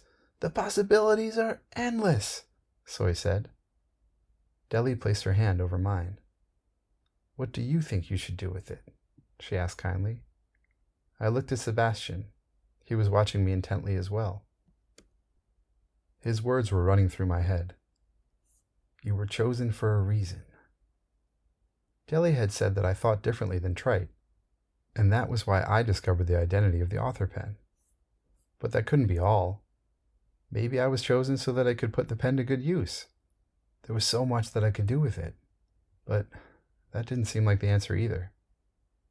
Instead of just recording tales in the Book of Lore, Trite could have been using the pen to create his own version of things. There's no telling what he would have done if he had known. In their cleverness, the dwarves had tricked him to conceal the pen's identity. Above all else, they wanted it protected. And in a way, they were the ones who had chosen me to do it. They needed someone to find the pen who would know what to do with it once the story was over. And I did. I picked the pen out of my pocket and wrote one last note in small letters, covering it with my other hand. I waited until the words were safely inside the book, then reached my hand out over the side of the boat. I shut my eyes and dropped the pen into the lake. Deli let out a laugh and gave me a hug. What, but what?" was all Soy could say. Sebastien smirked at me and continued rowing. Soy let out a sigh. "Well, I don't get it, but I don't get most of this anyway." Soon we were on the other side of the lake. Sebastien pulled us up to the dock and held the boat steady as we stepped out. "How will we get back up?" I asked him. "Same way you got down," he answered. "Thank you," I said as we all waved goodbye. "It was my pleasure. Best fare I ever had," Sebastien said with a wink. He disappeared into a purple mist before he could respond. When we approached the tunnel again, I still didn't know what Sebastien had meant. He said, "Same way you got down?" Deli repeated. As I stuck my head past the opening, I felt something odd. There was a gravity inside the hole, pulling me in, same as from the other direction. "Soy," I said, "try to enjoy it this time." I jumped forward and was immediately falling again, this time upside down. A few minutes later, I was tossed up and into the cave room with the 5 animal doors. I noticed that the doors were all open and calm. The only stirring was far away at the bottom of the cloud beyond the middle door. I peered through, down from the top of the cloud. There was a golden dragon and a fairy surrounded by a circle of warlugs. Moments later, Soy and Deli popped out of the tunnel. I closed the door shut. Outside the entrance of the mountain, my bed was waiting for us. It was nice to see it again. I probably could have fallen asleep on it right then and there, but I knew there was a lot of traveling left to do, so I climbed on top and took my spot up front. "Hey, Deli," I asked, "do you know a good place for 3 heroes to celebrate after an adventure?" "I do," she responded with a smile, and with that, we set off for Pavidale on my flying bed. Epilogue 1. I pressed the squeeze button and felt the bed pinch. With a few more clicks, I was lying in my bed in my room on Windfall Drive. I pulled the pillow and phone hard until they popped out, and then put them back where they belonged. It was a normal bed again, at least for now. I laid down my head, wanting to fall asleep. It felt strange to be back, but I didn't have much time to dwell on it. I could hear my mom on the phone downstairs. "Where could they be?" she asked frantically. "We'll go looking again in the morning. Maybe they went camping," my dad said, trying to hide his own concern. "They ran away from school, took all the food and a bed to go camping? Who takes a bed camping?" my mother cried. "They're kids. They don't know how to camp. Heck, I don't even know how to camp," my father said. I called down to them. "Mom! Dad!" They ran upstairs in no time at all and threw open my door. "Cal, you're okay," they said, hugging me fiercely. "Of course I am. Soy and I were out camping is all," I said, too tired to think of a different excuse. My dad gave my mom a knowing grin and a nudge. She was not amused. "What do you mean camping? How did you get your bed up here? What were you thinking? You are more grounded than you've ever been in your entire life," my mom said without taking a breath. "It's okay, dear. He's here and he's safe," said my dad, trying to calm her. "I'm so happy you're okay," she said, hugging me again. "But you are in so much trouble you don't even know," she said, squeezing me even harder. I knew that she meant it. "You look exhausted. We'll deal with this in the morning. Dad will guard your door tonight to make sure that you don't sneak out again." Now my dad was the one who didn't look amused. I was in trouble, and there was nothing I could do about it. Still, as I drifted off to sleep, I couldn't help but wonder if there was any way to fish a magic pen out of a ruse lake. Epilogue 2. "Soy, were you out with Cal? His mom left me a bunch of frantic messages," Soy's mom asked while microwaving some dinner. "Yeah, I told you. We went on a mission to save the world. You never listen to me," he shouted back at her from up the stairs. "Okay then. Sorry, dear," she said calmly. A few seconds later, she heard a loud commotion. "Mom!" he yelled. "What is it, Soy?" she shouted back. Then came the excited footsteps of Soy barreling down the stairs. When he appeared in the kitchen, he was holding an enormous pile of clothes taller than his head. "Look!" he shouted. Soy dropped 100 pairs of rocket ship underwear onto the kitchen floor. Epilogue 3. Months had passed since our adventure. I was only allowed out of the house for school. My hopes were high that someday soon I'd be released from my punishment. Deli had been away with the elves. She couldn't tell us what it was about, but she assured us that she'd be back soon. Soy and I didn't say it out loud, but neither of us could wait to see her again. I was sitting in class drawing again, listening to another lecture from Miss Weaver. The first capital of the United States was actually Philadelphia, Pennsylvania. Speaking of which, did I ever tell you that the quarterback for the Philadelphia Eagles was actually a former student of mine? She began to repeat. Ever since we visited Pavidale a second time, my daydreams were all about clouds. Some of the time I would doodle the inside of a cloud with lore, like Pavidale, but different. It was somewhere that seemed even farther away. Most times I would draw the inside of a single dark cloud. Every time I did, the inside was a bit different. Structures appeared where there didn't used to be anything, and little by little it seemed to look more organized. That's when a small ball of paper landed on my desk. Then another hit the right side of my face. I looked across my row and saw Soy staring at me. "What?" I mouthed. "Low cow hair," he mouthed back. "What?" I said with a shake of my head. "Look out there," he mouthed again, pointing to the window next to me.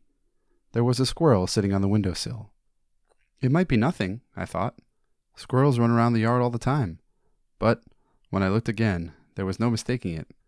This squirrel was staring inside the classroom, right at me.